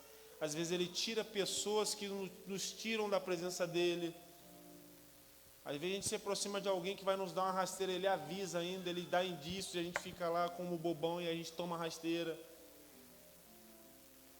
Deus é assim, Ele usa toda a nossa vida e toda a nossa história para se revelar a nós, para edificar a fé que há dentro de nós. Porque se tudo der certo, meus irmãos, não fica ninguém próximo do Senhor. A maioria dos ateus aí são ricos, milionários. Para quem não sabe, a maioria dos ateus são milionários, tem até bilionários. Eles não passam dificuldades, então não tem como entregar nada ao Senhor. Tudo que eles têm, eles querem, no momento que eles quiserem. Mas lembre-se, muita gente que morre é rico, tem tudo, mas não tem o Deus que nós temos. Muitas pessoas preenchem esse vazio com dinheiro e quando perdem um pouquinho daquilo que eles têm, não perdem tudo não, perdem um pouquinho, se matam. Entram em depressão e tiram a própria vida. Tiram a própria vida. E eu fui para Chapecoense em 2015. Fui para um clube onde todo mundo falava assim, ó, você vai para Chapecoense, vai cair esse time, na Série A não aguenta. Uma cidade pequena de 280 mil habitantes, tu acha que vai aguentar na Série A? Time do interior pequeno, eu fui lá com a cara e com a coragem. Meu primeiro ano na Chapecoense, nós não caímos, 2015. Fiz um gol de pênalti no mata-mata de Sul-Americana contra o Libertad, bati um pênalti novamente e treinei muito. Depois que eu perdi aquele pênalti no Santos, eu treinei muito. Falei, eu não vou perder da próxima vez. Eu não aceitei aquela derrota na minha vida. O dia que você errar, meu irmão, o dia que você vier a falhar no seu trabalho ou alguma outra coisa, não aceitem isso. Compreenda que faz parte do processo, mas trabalhe para que aquele erro não aconteça mais. Não sei se é no casamento, de repente alguém errou no casamento, trabalhe o seu lado espiritual para que aquilo não aconteça mais. Talvez é no trabalho, estude mais, sabe, faculdade é uma nota baixa, faça mais, para que aquilo não aconteça mais. E foi treinando todos os dias que eu tive a oportunidade de bater um pênalti, umas quartas de finais de Sul-Americana, eu bati o pênalti e fiz. Eu lembro que eu cheguei em casa nesse dia, eu bati o pênalti e voltei todo feliz, né? Porque nesse dia que a gente foi para os pênaltis, a gente empatou 1-1 com o Libertad lá no Paraguai e voltou em Chapecó 1-1, com um a menos, empatamos 1-1, pênalti. Eu lembro que teve um irmão meu que faleceu na tragédia, Bruno Rangel, o maior artilheiro da Chapecoense da história. E o maior artilheiro da Série B.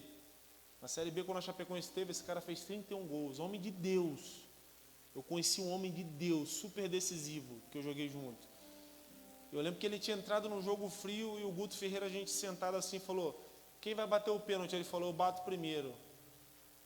E eu pensei, cara, o Bruno Rangel entrou agora, falou que vai bater o primeiro. Quem bate o segundo? Eu falei, eu bato. Eu estava preparado, tinha me preparado durante o ano. Falei, pô, se o cara entrou agora, falou que vai bater o primeiro, eu vou bater o segundo. Ele bateu e fez, o jogador do Libertad bateu e errou, e eu era o segundo. Eu falei, agora eu vou fazer. Mas aquela caminhada, meus irmãos, Senhor, tem misericórdia de mim. Tem uns 2 minutos andando, Senhor, parece que eu estou andando aqui e não chego o gol. Estou igual o Michael Jackson, indo para trás, eu pego, Senhor, tem misericórdia de mim. Me ajuda, me dá força. E Deus só falou no meu coração, faz o que você sempre fez. Faz o que você trabalhou.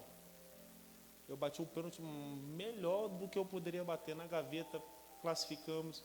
E depois, naquele mesmo ano, no Campeonato Brasileiro, onde a equipe não caiu, eu fiz um gol de bicicleta, que ficou entre os 10 gols mais bonitos do Campeonato Brasileiro. Contra quem? Vasco da Gama. Vocês não têm noção como meu pai chorou aquele dia. Me ligou falando, esse é o maior presente da minha vida, meu filho. Você não tem noção o que você fez hoje. Falei, pai, Deus me honrou, Deus foi generoso. Rapaz, você não tem noção. Eu liguei até para os vascaínos chatos aqui da Pavuna. Os caras chatos pra caramba, meu filho, que fica aqui falando. Eu falei, pega esse gol do meu filho. Eu falei, pai, faz isso não, rapaz. Eu tenho que torcer pro teu filho. Para essa empolgação de torcedor. Não, hoje eu extravasei, amanhã eu peço perdão. E nesse dia, meus irmãos, uma coisa muito bacana que aconteceu, que o meu pastor lá de Santos, que me batizou, quando eu saí do Santos, em fevereiro de 2015, que eu fui para Chapecoense, porque até então muita gente não sabe, eu saí do Santos em 2014, em janeiro eu fiquei desempregado. Porque eu tinha uma proposta da Turquia e da Itália, e nada dava certo. Era uma proposta que já tinha vindo um ano anterior, chegou em janeiro, eu não fui para a Turquia nem para a Itália. Chegou em fevereiro, eu não fui para a Turquia nem para a Itália. No meio de fevereiro, a Chapecoense me liga, dá a proposta e eu vou embora. Não vou ficar esperando acontecer, se a janela já fechou. E eu falei com o pastor lá de Santos, pastor, você tem que ir lá me ver, pastor. Eu sou sua ovelha aí, rapaz. Não, agora não dá, meu filho. Vida de pastor não é fácil, não, né, pastor Hélio? Muitas ovelhas tem que cuidar. Ele falou, não, meu filho, são muitas ovelhas aí, rapaz. Eu não tenho como eu vou no meio do ano. No dia que eu fiz o gol de bicicleta, foi o dia que ele chegou para me ver de Kombi, que ele foi com a pastora e com os filhos de Kombi, uma Kombi da igreja velha. Eu fiquei até com medo dele sofrer um acidente, que ele, para dar uma curva, ele tinha que rodar 12 vezes. O pneu ia em câmera lenta, assim, ó. Meu Deus, e entrava água, a pastora chegou uma olhada lá, eu lembro que eu estava no hotel concentrado, a pastora chegou uma olhada. O que houve, pastora? Ah, como está furada, filho. Mas nós vamos te ver. Era uma igreja bem simples, é uma igreja bem simples ainda. E eu fiz o gol de bicicleta e depois a gente em casa, eu não acreditava. Vocês não têm noção, a sensação de você ver Deus fazer algo que você não acreditava. E do teu lado ter pessoas especiais que também compartilham da mesma fé que a sua, que torcem por você, que está vendo o milagre acontecer. Eu lembro que a gente estava até 2 horas da manhã vendo o vídeo. Ele falou assim, filho, bota no YouTube esse milagre de novo que eu quero ver. Eu apertava, ok. Falei, pastor, vamos ver o milagre agora, tela cheia. Bota a tela cheia, tela cheia. Vamos ver o gol de novo de bicicleta. Contra o Vasco da Gama, o clube que me dispensou, lembra? Lembra o clube que me dispensou? E não foi um ato de mágoa, não, porque eu nem pensei nisso quando eu fui jogar contra o Vasco. Quando você é profissional, você nem pensa nos não que você tomou, você pensa assim, eu tenho que ganhar. O futebol é assim que funciona, eu tenho que ganhar hoje. O ganhar hoje é um alívio para o final de semana. É um jogo em cima do outro. Se você perde 2 jogos, você não presta. Se você perde 3 jogos, se você perde 4, parece que você matou alguém. Então, assim, quando você ganha, é um alívio, porque você tem metas a cumprir dentro do campeonato. E eu fiz aquele gol ficou marcado na minha vida, né? Os 10 gols mais bonitos do Campeonato Brasileiro. O mesmo homem que tinha perdido um pênalti no ano anterior, que era um fracassado. O mesmo homem que havia sido dispensado desse clube, que agora, num campeonato de alto nível, ele fazia um gol de bicicleta. Mas o que aconteceu que esse mesmo homem evoluiu? Foi dando o melhor todos os dias e acreditando que o Senhor estava no controle. Quando a gente acredita que o Senhor está no controle, a gente não faz por fazer nada. Eu fico imaginando José na cadeia, cara, foi preso injustamente. Vocês acham que ele fez o quê? Ele chegou a tomar conta do presídio onde ele estava. Ele não negociou com o fracasso. Tem gente que às vezes fracassa em algum momento e larga a fé, e larga tudo, e vai viver o que o mundo oferece. Não, faça o seu melhor, como para Deus, não para os homens. A Bíblia diz isso. A Bíblia diz isso, para a gente fazer o nosso melhor como se fosse para o Senhor. E quando a gente entende que o que Deus coloca na nossa mão foi o Senhor mesmo, a gente faz o melhor. Quando o homem entender que na família que Deus colocou ele, foi Deus quem deu a mulher e os filhos, ele vai tratar diferente. Quando a mulher e os homens entenderem que a porta de emprego que você está, foi Deus que te abriu, você vai fazer diferente. E quando você fizer diferente, vai ter alguém que vai te ver e vai falar assim, eu quero trabalhar com esse camarada ou com essa moça aqui, aonde eu for, vou levar. Aonde eu for, vou levar. E entrava o ano de 2016. O ano de 2016 é um ano espetacular. Já começava o ano, antes quando eu renovei com a Chapecoense em 2015, no final, que eu renovei para o próximo ano, eu falei assim, nós vamos ser campeões estaduais. Eu já notava que aquela equipe tinha algo especial. Era um ambiente de muita amizade, muitos homens de Deus, outros não acreditavam tanto, mas compartilhávamos de um amor assim um pelo outro, independente do credo, independente da religião. Nós amávamos viver naquele ambiente, nós fazíamos daquele ambiente a nossa casa, a nossa família. Eu lembro que quantas vezes eu entrei no vestiário, já estavam tocando samba. O treino era 3 horas, 1h30 eu entrava no vestiário, já tinha um samba tocando lá. Eu falei, rapaz, o pessoal gosta de samba mesmo aqui. E os meninos sambando, e a gente alegre, a gente que não é muito do samba, não tem um molejo, né? A gente lá escutava, às vezes tem até vídeos que eu gravei assim, que eu pensava assim, nossa, que ambiente legal, cara, todo mundo se respeita, rapaz. Ninguém fala mal de ninguém, quando alguém está no banco não fica questionando, torcendo contra. Pô, que legal isso aqui, cara. Que legal isso aqui, cara. Quando a gente está aqui, um brinca com o outro. Eu lembro que eu tomei uma caneta uma vez no treino. Que raiva que eu fiquei, viu? Não gosto de tomar caneta não, viu, gente? E quando eu cheguei no vestiário, já tinha uma foto minha e tinha uma rede entre as minhas pernas. Eu falei, cara, como é que os caras conseguem me zoar até nisso?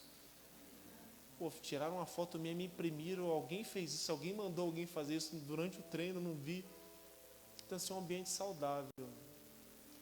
E eu, no dia 24 de fevereiro, eu tomei uma pancada nas costas, onde eu não vi quem foi que deu. Meu pescoço fez um movimento de chicote e eu caí no chão sem os movimentos da perna. No dia do aniversário dos meus filhos, 24 de fevereiro de 2016. E eu fui para o hospital e chegando no hospital, minhas pernas já começaram a movimentar um pouco mais. E vocês não têm noção o que é o desespero de um homem que está correndo com vigor, com força, do nada caí, não consegui levantar. Eu cheguei no hospital já com os movimentos um pouquinho melhor. O médico falou, deve ter dado alguma coisa na cervical. Eu fiz um exame, teve um problema num disco meu que deslocou e pinçou o nervo. Mas o médico da coluna me garantiu, você vai voltar a jogar rápido, vai fazer um tratamento aí, em menos de um mês você volta. Fiz o tratamento, menos de um mês voltei a jogar. O time já estava quase nas finais do campeonato estadual, no início do ano. Eu comecei a sentir meu corpo estranho. Eu fui dominar uma bola no peito, deu um choque no meu corpo tremendo. E eu dei o passe assim para o outro atleta e pensei, meu Deus do céu, que estranho, cara. Eu nunca senti isso. E cheguei em casa, fui compartilhar com a minha esposa. Eu não falei com ninguém do clube. Cheguei em casa e falei, Simone, pô, tava treinando ali, irmão. Hoje eu senti um choque quando eu matei a bola no peito. Ela falou, vai contar isso pro médico, hein? Que seu problema é na cervical que você teve, eu tenho certeza. Eu falei, vou contar não. Por que tu não vai contar? Só fui vice, vou ser campeão esse ano. Vou contar não, nós vamos ser campeão, esse time nosso aí, em Santa Catarina, a gente vai ser campeão. Vamos fazer um ano muito bom no brasileiro, não vamos cair, vamos ficar na parte de cima da tabela. Escreve o que eu estou te falando. Eu falei, não, ela não tem que falar. Eu falei, não vou falar, Simone. Não vou, eu quero ser campeão, nós vamos ser campeões. E durante um treino eu caí, apaguei, fiz um teste lá em Passo Fundo, fui em uma outra cidade, fazer um outro exame para detectar como andavam os meus nervos do corpo inteiro. E fiz o exame, fiquei esperando com o fisioterapeuta e depois entrei na sala do médico, ele me chamou, ele veio com a mesma historinha. E aí, Neto, tudo bem? Tudo bem. Estou vendo teus exames aqui. Pô, Deus é teu amigo, hein? Já pensei, essa historinha, já conheço, todo médico vem com essa historinha. Por que, doutor? Neto, você tem que fazer uma cirurgia às pressas aí. Porque eu estou vendo teus exames aqui, cara, o teu lado esquerdo está muito diferente do teu lado direito em relação à inervação. Você está com um problema gravíssimo. Eu não sei como você está em pé na minha frente aqui, meu camarada. Que tem gente que tem coisas menores que a sua, que estão gemendo de dor para ir para um hospital.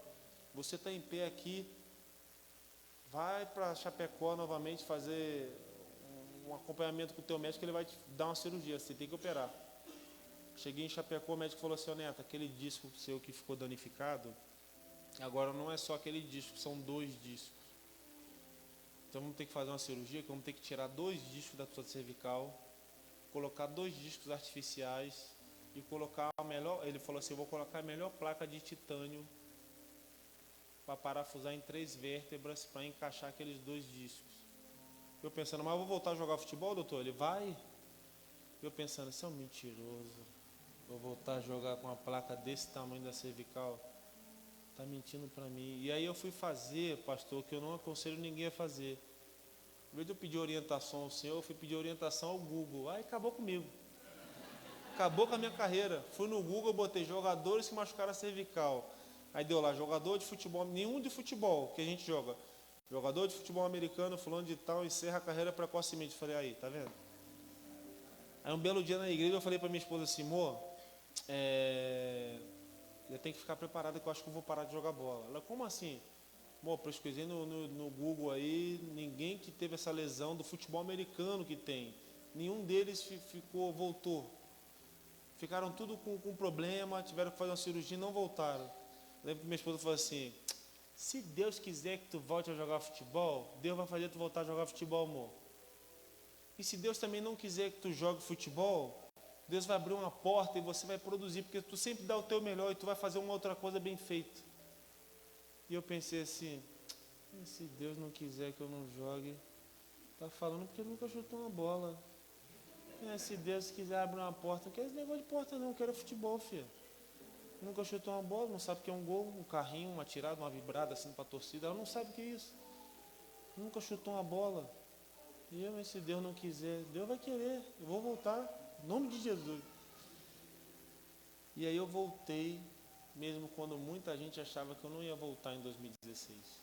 Eu fiz uma cirurgia, em um mês eu estava treinando, uma cirurgia na cervical, coloquei uma placa de titânio. Em um mês eu estava voltando, normal. Nem os médicos acreditavam. E por que eu estava voltando normal? Obra de Deus? Também. O Senhor, a honra, a glória, tudo vem dele, por ele, para ele. Mas Deus usa também a nossa parte. Deus usa também as tuas ações. Foi dando o melhor todos os dias. Quando eu olhei no Google que eu não voltaria, eu tive uma opção de ou desanimar e uma outra opção de ou dar o meu melhor e contrariar aquilo que eu vi, aquilo que eu li. Eu preferi dar o meu melhor. E entender que se não der certo, não foi por minha culpa, foi porque Deus não quis.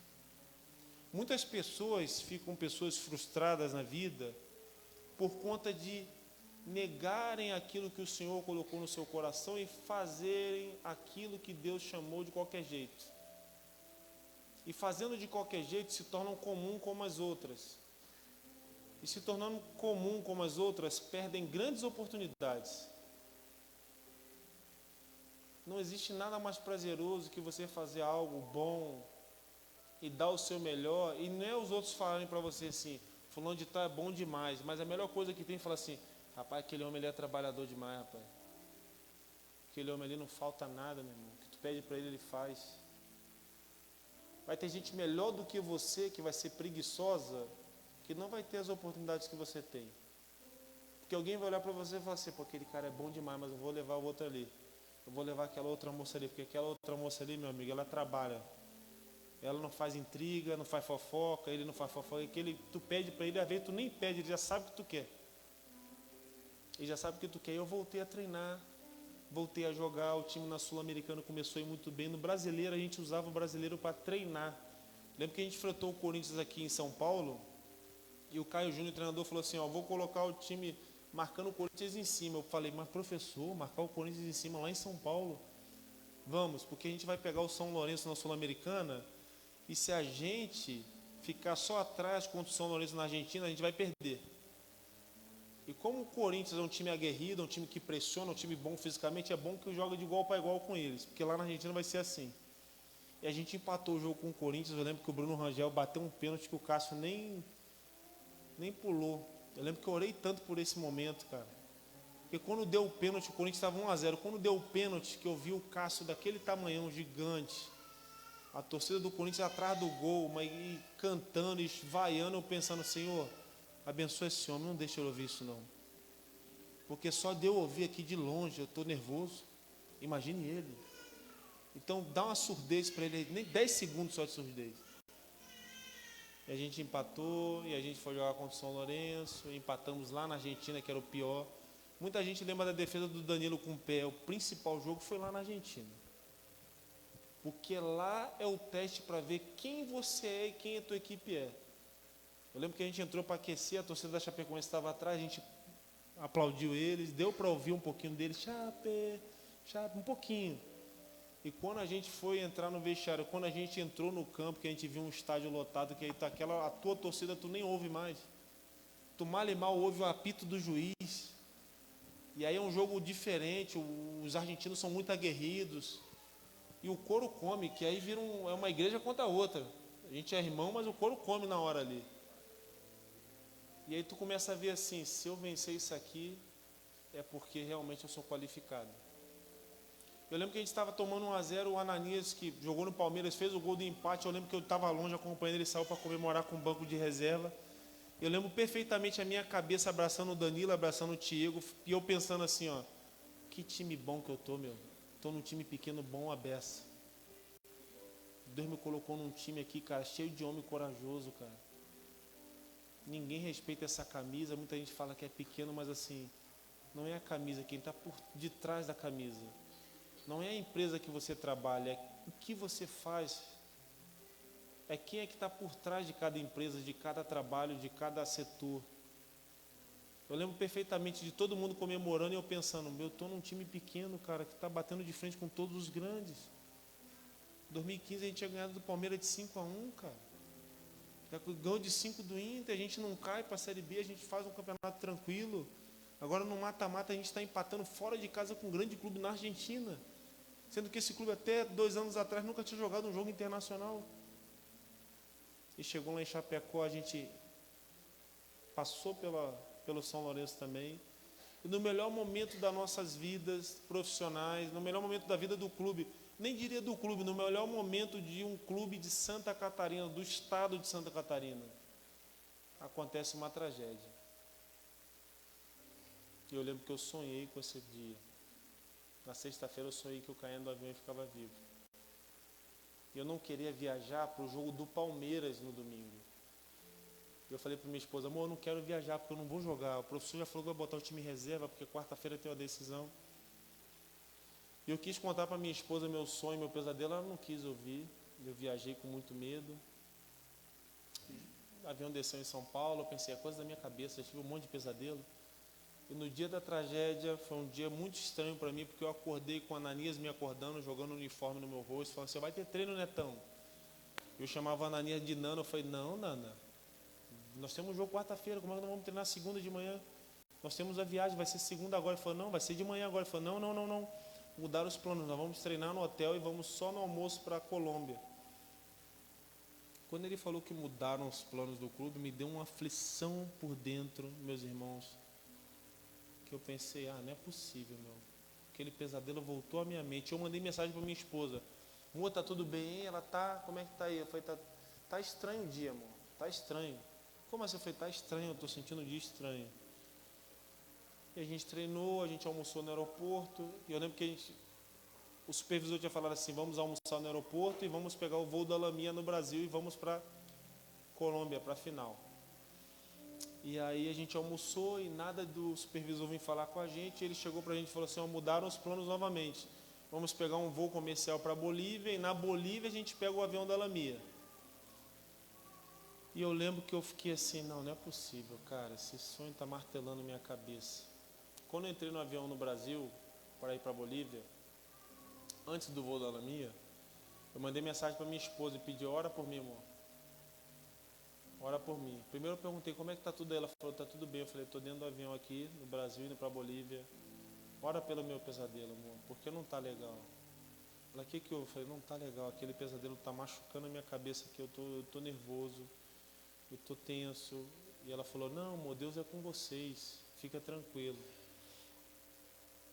E eu fui, o avião desceu na Bolívia, normal.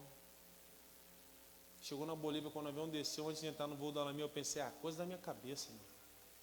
Eu nem posso falar para meus companheiros do pesadelo que eu tive, porque tá louco, nós vamos jogar uma final, cara, eu vou ser campeão. E a gente sempre conversava assim entre nós, jogadores, se a gente foi campeão estadual, andamos num carro de bombeiro, a cidade parou, se a gente for campeão sul-americano, vamos ter que andar de helicóptero. Porque quando a gente tem um título do estado para a cidade, que é uma cidade do interior pequena, já é uma alegria. Imagine ser um campeão de um torneio internacional, cara. E o avião à noite desligou. Eu estava bem no meio do avião, acendeu a luz de emergência. E eu revivi o sonho que eu tinha vivido na sexta-feira. E eu pensei, não, eu sonhei com isso. Eu lembro que quando acendeu a luz de emergência no chão, eu pensei, não, eu sonhei com isso. Eu sonhei desse jeito, né? Isso não acontece, só acontece em filme, não é possível. E eu olhei para a asa do avião, porque à noite geralmente o avião tem uma luz na asa que pisca, a luz não piscava. Eu pensei, meu Deus do céu, tem misericórdia de nós, Jesus. Eu sempre pedia, tem misericórdia de nós. Eu não consegui nem fazer uma oração para mim, porque eu sabia, ou ficaremos vivos, ou morreremos todos. E na minha ótica, todos morreríamos naquele dia. Mas no meu coração ficou uma chama falando, só há um jeito de algo dar certo nesse momento, é Deus. Eu lembro que eu comecei a falar assim, Jesus, tem misericórdia de nós, nos ajuda, Jesus, pilota esse avião. Eu lembro que eu gritei, filho de Davi, tem misericórdia de nós. E eu falei uma coisa mais simples e básica do que vocês possam imaginar. Eu falei, Jesus, eu li na Bíblia que tu fez um monte de milagres. Tu pode fazer esse milagre nas nossas vidas, Senhor. Nos salva, nos ajuda, pilota esse avião. E aí começou a tocar um alarme e aí não tinha mais motor no avião. O avião estava no ar, sem motor, tremia muito e tocava um alarme. Pi, pi, pi, pi. E eu escutava o barulho do vento. Não tinha mais motor no avião. Tocando alarme. E aí foi minha última palavra, minha última frase. O Rangel já tinha me olhado, ele estava do meu lado, me olhou e fez, respirou, baixou a cabeça, começou a orar muito entristecido. E todos oravam naquele avião. Não tinha correria, não tinha gritaria, não tinha, era oração. Nós sabíamos que só Deus poderia fazer o milagre. Eu lembro que quando eu baixei a cabeça no meu último momento, eu falei: Senhor, se eu ficar vivo, Jesus, eu vou falar para o mundo que Tu existe, que Tu é real, porque eu sei que Tu é real. Se o Senhor me der essa chance, eu vou falar no mundo inteiro. E eu não barganhei minha vida não, porque eu tenho certeza de uma coisa: se eu tivesse morrido, meus irmãos, eu estaria infinitamente melhor do que eu estou hoje. Estaria num reino onde não existe mentira, onde não existe dor, onde não existe mágoa, onde não existe tristeza. Estaria no reino de Deus, o reino que eu li na Bíblia, que nós lemos na Bíblia. Eu estaria lá. Encontraria com os meus amigos e irmãos que se foram lá. Porque depois que eu sobrevivi, eu tive que conviver com as injustiças da empresa que teve um seguro no avião que não pagou o seguro. Algumas injustiças do futebol também que eu passei depois, dentro do próprio clube.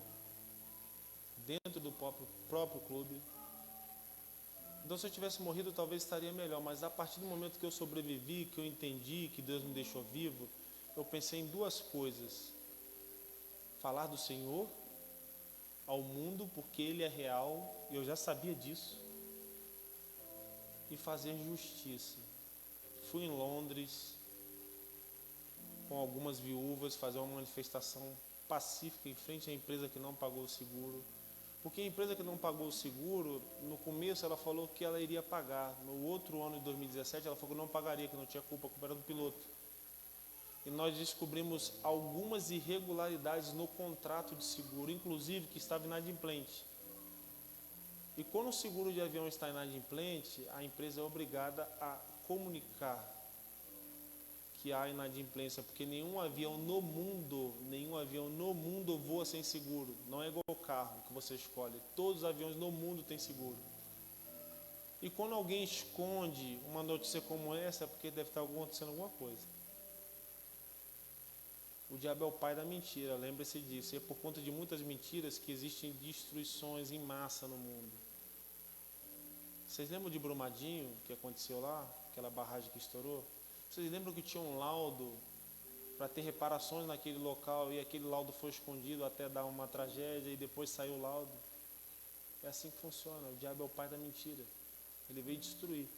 Porque ele não nos ama. Quem nos ama é o Senhor Jesus. Quem ama nós é Deus, que deu seu Filho unigênito para que todo mundo que nele crê seja salvo, tenha vida eterna. Esse nos ama. Esse nos amou primeiro. E eu comecei a tentar com esse senso de justiça, porque eu pensei: se eu fiquei vivo, eu não vou viver mais para mim só. A minha vida agora é para Cristo. E minha vida sendo para Cristo, eu tenho que fazer a obra de Deus, mas eu tenho que fazer a obra também para aqueles que se foram. Tem famílias sofrendo, porque eu era o único pai até aquele momento. Graças a Deus, os meus irmãos Alan e Foma, que casaram depois, tiveram filhos depois, têm hoje uma estruturação melhor para ter a sua família. Mas eu já existia meus filhos. Meus filhos brincavam com os filhos daqueles que se foram. Tanto que durante muito tempo eu apareci muito pouco na mídia. Muita gente nem sabia quem eu era, porque eu também não queria que soubesse. Como é que eu vou aparecer rindo se tem as esposas dos meus amigos que estão chorando? Como é que eu vou expressar alguma alegria? Eu posso expressar gratidão diante de Deus no meu quarto, orando, dobrando meu joelho. Mas como é que eu vou aparecer nas redes sociais, rindo, ou num programa de televisão, se eu sei que os filhos dos meus amigos, que são amigos dos meus filhos, não têm mais o pai por perto? A Bíblia diz para a gente chorar com aqueles que choram, se alegrar com aqueles que se alegram.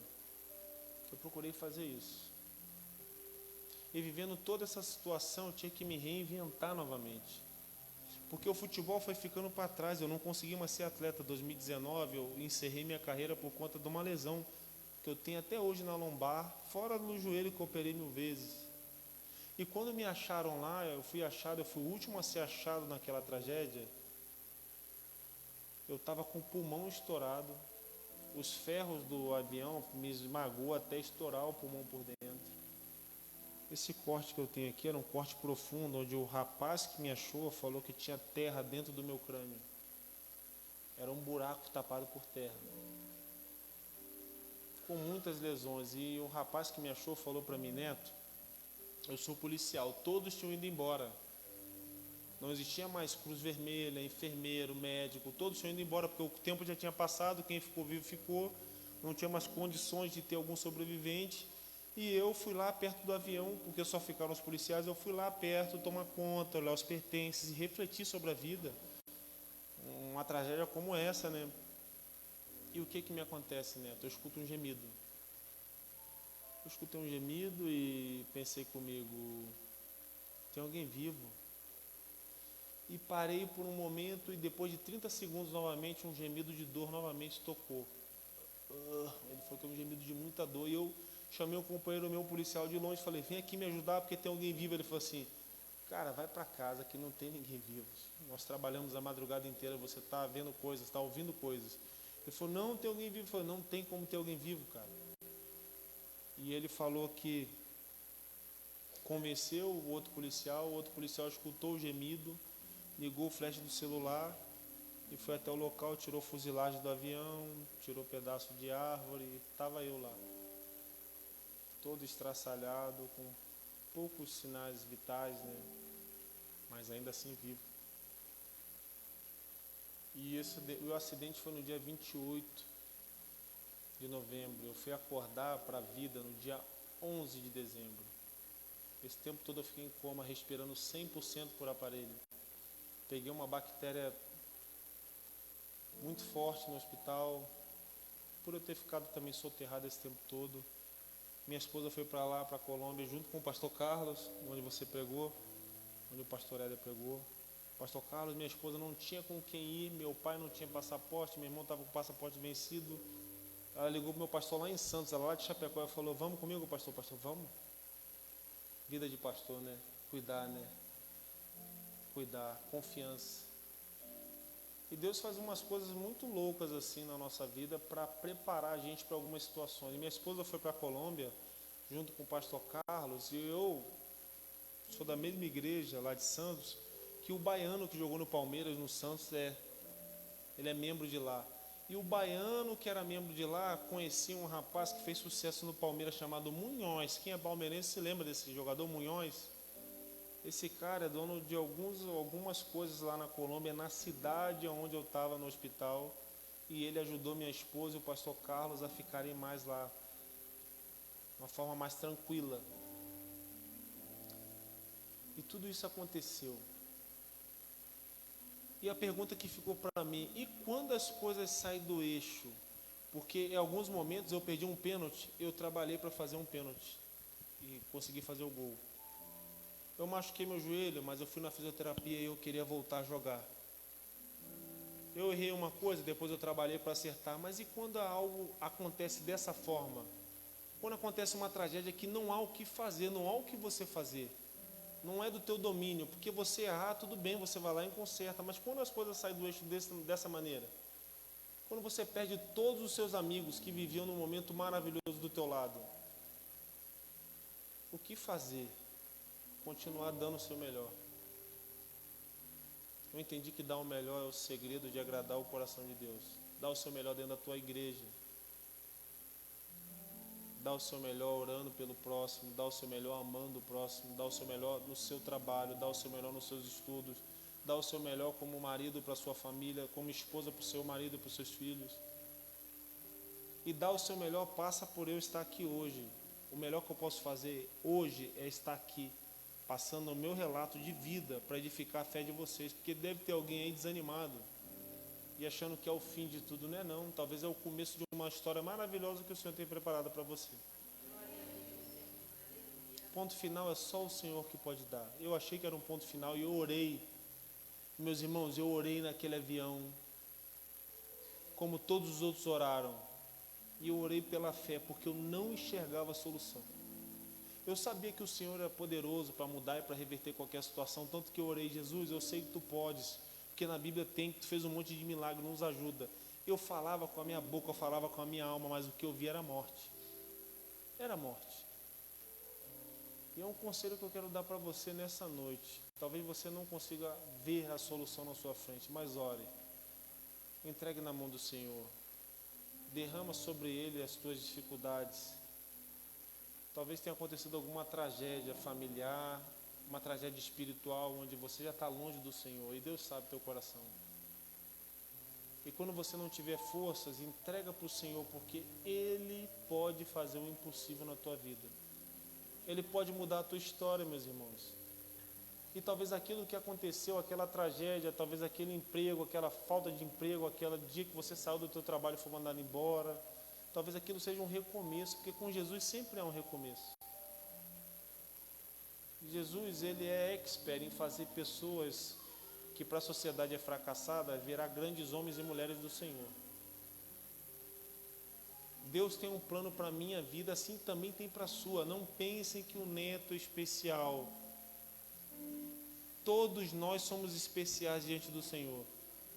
É que Deus teve uma história para mim que eu não desejo para vocês. Eu não desejo que vocês passem por aquilo que eu passei. Porque foi 1 ano só chorando, orando e pedindo para que eu estava aqui. Foi 1 ano entendendo que pessoas estavam sofrendo e graças a Deus a minha família não, mas existia um sofrimento também para os meus filhos, para minha esposa. Eles não me perderam, mas eles teriam que conviver com um neto diferente, com pessoas diferentes. Uma pressão absurda, meus pais que são idosos, e foram eles, esposa, filhos, pais, irmãos, que estiveram do meu lado no pior momento. Uma outra coisa que eu queria deixar aqui nessa noite para você, essa mensagem: aproveitem cada segundo dessa vida passageira que o Senhor dá. Aproveitem cada segundo na tua igreja com teus irmãos, porque essa igreja foi a igreja que Deus preparou para você, meu irmão. Esse pastor foi um homem que Deus preparou para vocês aqui nessa casa.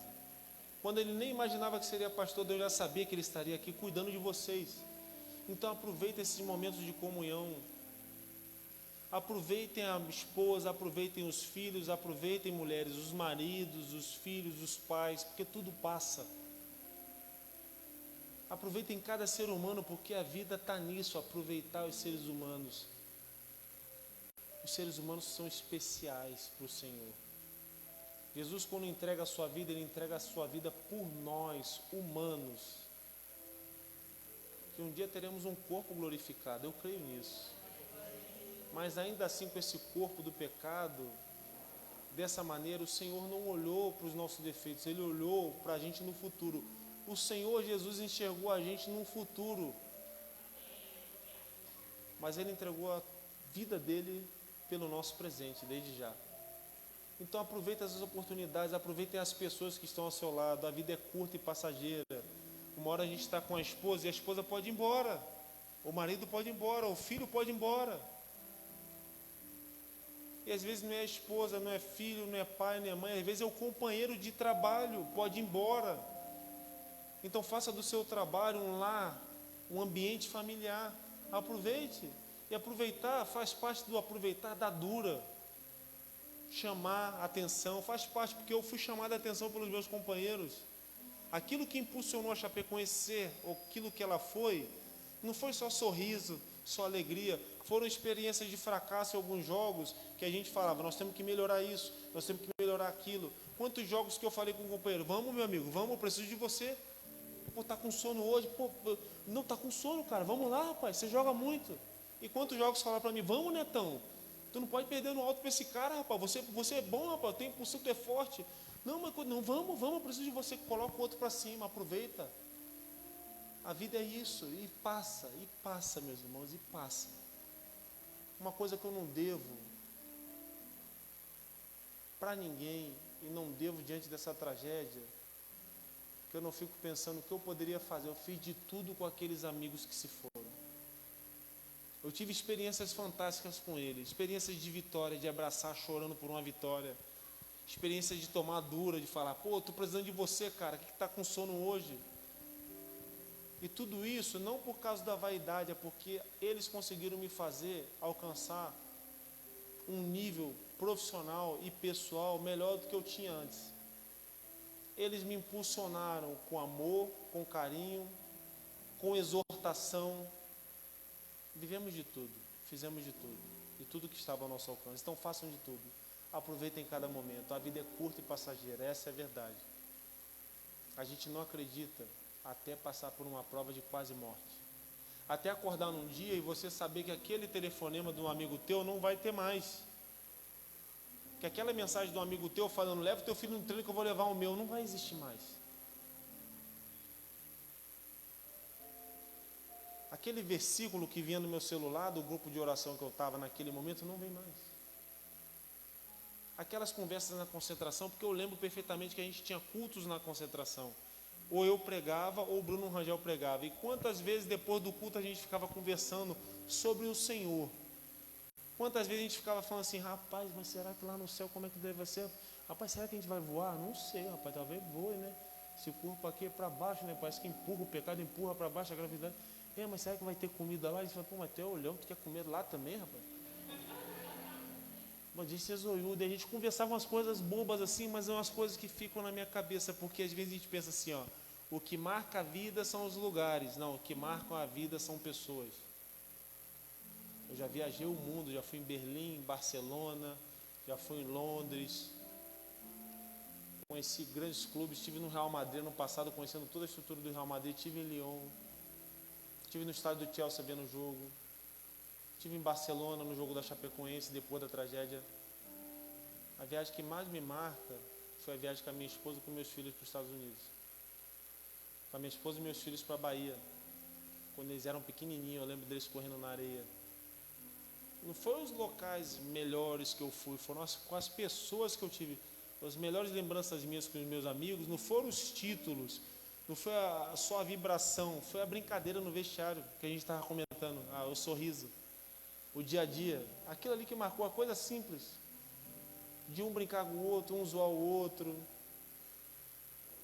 de um sentir falta do outro. Eu lembro perfeitamente, meus irmãos, no ano da tragédia, eu estava machucado no dia 16 de agosto, que é meu aniversário, e eu lembro que muitos jogadores, eu estava voltando a treinar, eles levaram um bolo para mim, cantaram parabéns no vestiário, sem eu saber.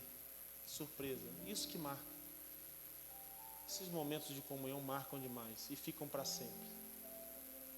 E ficam para sempre. Tive que me reinventar. Escrevi um livro chamado Posso Crer no Amanhã. É um relato da minha vida, um pouco mais detalhado. Aqui também tem algumas pessoas que participaram. O pastor Carlos, que foi com a minha esposa para a Colômbia, fez um relato aqui de um capítulo. A minha história de fé, de superação, um relato sobre a tragédia, mas um relato da minha vida inteira, um pouquinho mais do que aqui. Aqui foi muito reduzido. Esse livro, inclusive, eu trouxe ele para ser vendido hoje. Quem quiser adquirir o livro depois é só falar, que esse livro está sendo à venda por R$20, eu vim aqui trazer para vocês. Fiz teologia, me formei na faculdade Unigran, no seminário da Unigran, entendendo que Deus tinha um propósito, não só no futebol, eu estava vivo aqui, Deus queria muito mais, e eu precisava me preparar para esse muito mais do Senhor. Para estar aqui, teria que existir uma preparação da minha parte, eu teria que conhecer mais do Senhor. Teria que conhecer mais de Bíblia, teria que conhecer mais de igreja. De igreja, na verdade, a gente aprende no dia a dia, viu? Que a gente faz o seminário e a igreja é outra puxada. A igreja é o acolhimento, é o cuidado, é o contato. O seminário, muitas vezes, é bom, você aprende a parte teórica, mas aqui é uma escola tremenda. Então, eu tive que me reinventar, meus irmãos. Cuidar dos meus filhos que ficaram com problemas psicológicos no início, não foi fácil. Eu lembro da minha filha chorando. Eu lembro de eu ter que ligar para meu pai e para minha mãe que já são idosos e confortá-los. Eu lembro disso tudo, mas eu tinha que me reinventar. Hoje eu sou um seminarista, sou um palestrante, também palestro para algumas empresas no Brasil afora. Tenho ido em muitas igrejas dar esse testemunho para edificar a fé da igreja. Não é para engrandecer o nome do neto, não, é para engrandecer o nome do Senhor, edificar a sua fé. Porque talvez é você que está pensando que há um ponto final na sua vida, enquanto na verdade Deus está fazendo um recomeço. Quando eu conto meu testemunho, meus irmãos, é para falar para vocês que há esperança no nome de Jesus. Que não é o fim para você, é o fim no dia que você não estiver mais aqui. O dia que você morrer. E se você está em Cristo, você não terá um fim eterno, você acordará no Pai. Foi o que Jesus falou para o ladrão na cruz. Hoje mesmo estará comigo no paraíso. Um cara que se arrependeu. Será assim o nosso fim. O dia que a gente dormir aqui, a gente acorda do lado do Senhor. Isso vai ser maravilhoso. Mas enquanto você vive aqui, enquanto você tem saúde, tem esperança, Deus pode mudar a tua vida. E eu tive que me reinventar, tive que cuidar desses processos, tive que entender aquilo que o Senhor queria para a minha vida. Eu queria deixar um versículo final, que é um versículo que toda vez que eu estou entristecido, toda vez que algo tenta me atingir, eu lembro desse versículo que está em Lamentações, capítulo 3, versículo 21. A partir do 21, que diz: quero trazer à memória o que me pode dar esperança. As misericórdias do Senhor são a causa de não sermos consumidos, porque as suas misericórdias não têm fim. Renovam-se cada manhã, grande é a tua fidelidade. A minha porção é o Senhor, diz a minha alma, portanto, esperarei nele. Quero trazer à memória o que pode me dar esperança. Quero trazer a memória. Então, se você está passando por um problema, traga à sua memória aquilo que você já viveu, aquilo que Deus já realizou, porque isso vai te dar esperança. Não fique pensando nas coisas que você está vivendo, pense naquilo que o Senhor já fez, e Deus é poderoso para fazer novamente. E o versículo 24 diz: a minha porção é o Senhor, diz a minha alma, portanto esperarei nele. Espera no Senhor, confia nele. Não tenta enxergar somente aquilo que está à tua frente. Tenta enxergar aquilo que o Senhor já fez e aquilo que Ele pode fazer. Porque Deus é poderoso infinitamente para fazer muito mais do que pedimos ou pensamos. A sua palavra diz isso. Creia na palavra do Senhor. Não encaixote Deus, não limite o poder de Deus, não. Deus tem um poder ilimitado, Deus pode fazer muito mais. Não encaixota o Senhor, não, e coloca Ele aqui e fala: isso aqui não dá para Ele. Não diminui o poder de Deus e fala: isso aqui não consegue. Deus pode, mas há um processo nisso tudo. Há um processo nisso tudo, não é da noite para o dia. Grandes coisas o Senhor fez. E foi tudo um processo de tempo. Mas aqueles que experimentaram as grandes coisas que o Senhor fez, eles tiveram uma característica: eles fizeram do Senhor a sua porção e esperaram no Senhor. Esse é um relato de vida, de fé, de perseverança, de um homem comum, de um homem que não é melhor do que nenhum de vocês, de um homem que não é maior ou melhor do que nenhum de vocês, mas de um homem que desfrutou grandes coisas, com grandes experiências, porque confiou num grande Deus, um Deus do impossível. Pastor Éder, por favor. Aleluia.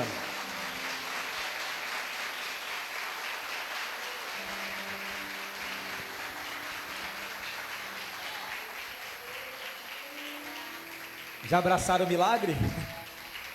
Já abraçaram o milagre? Eu estou abraçando o milagre.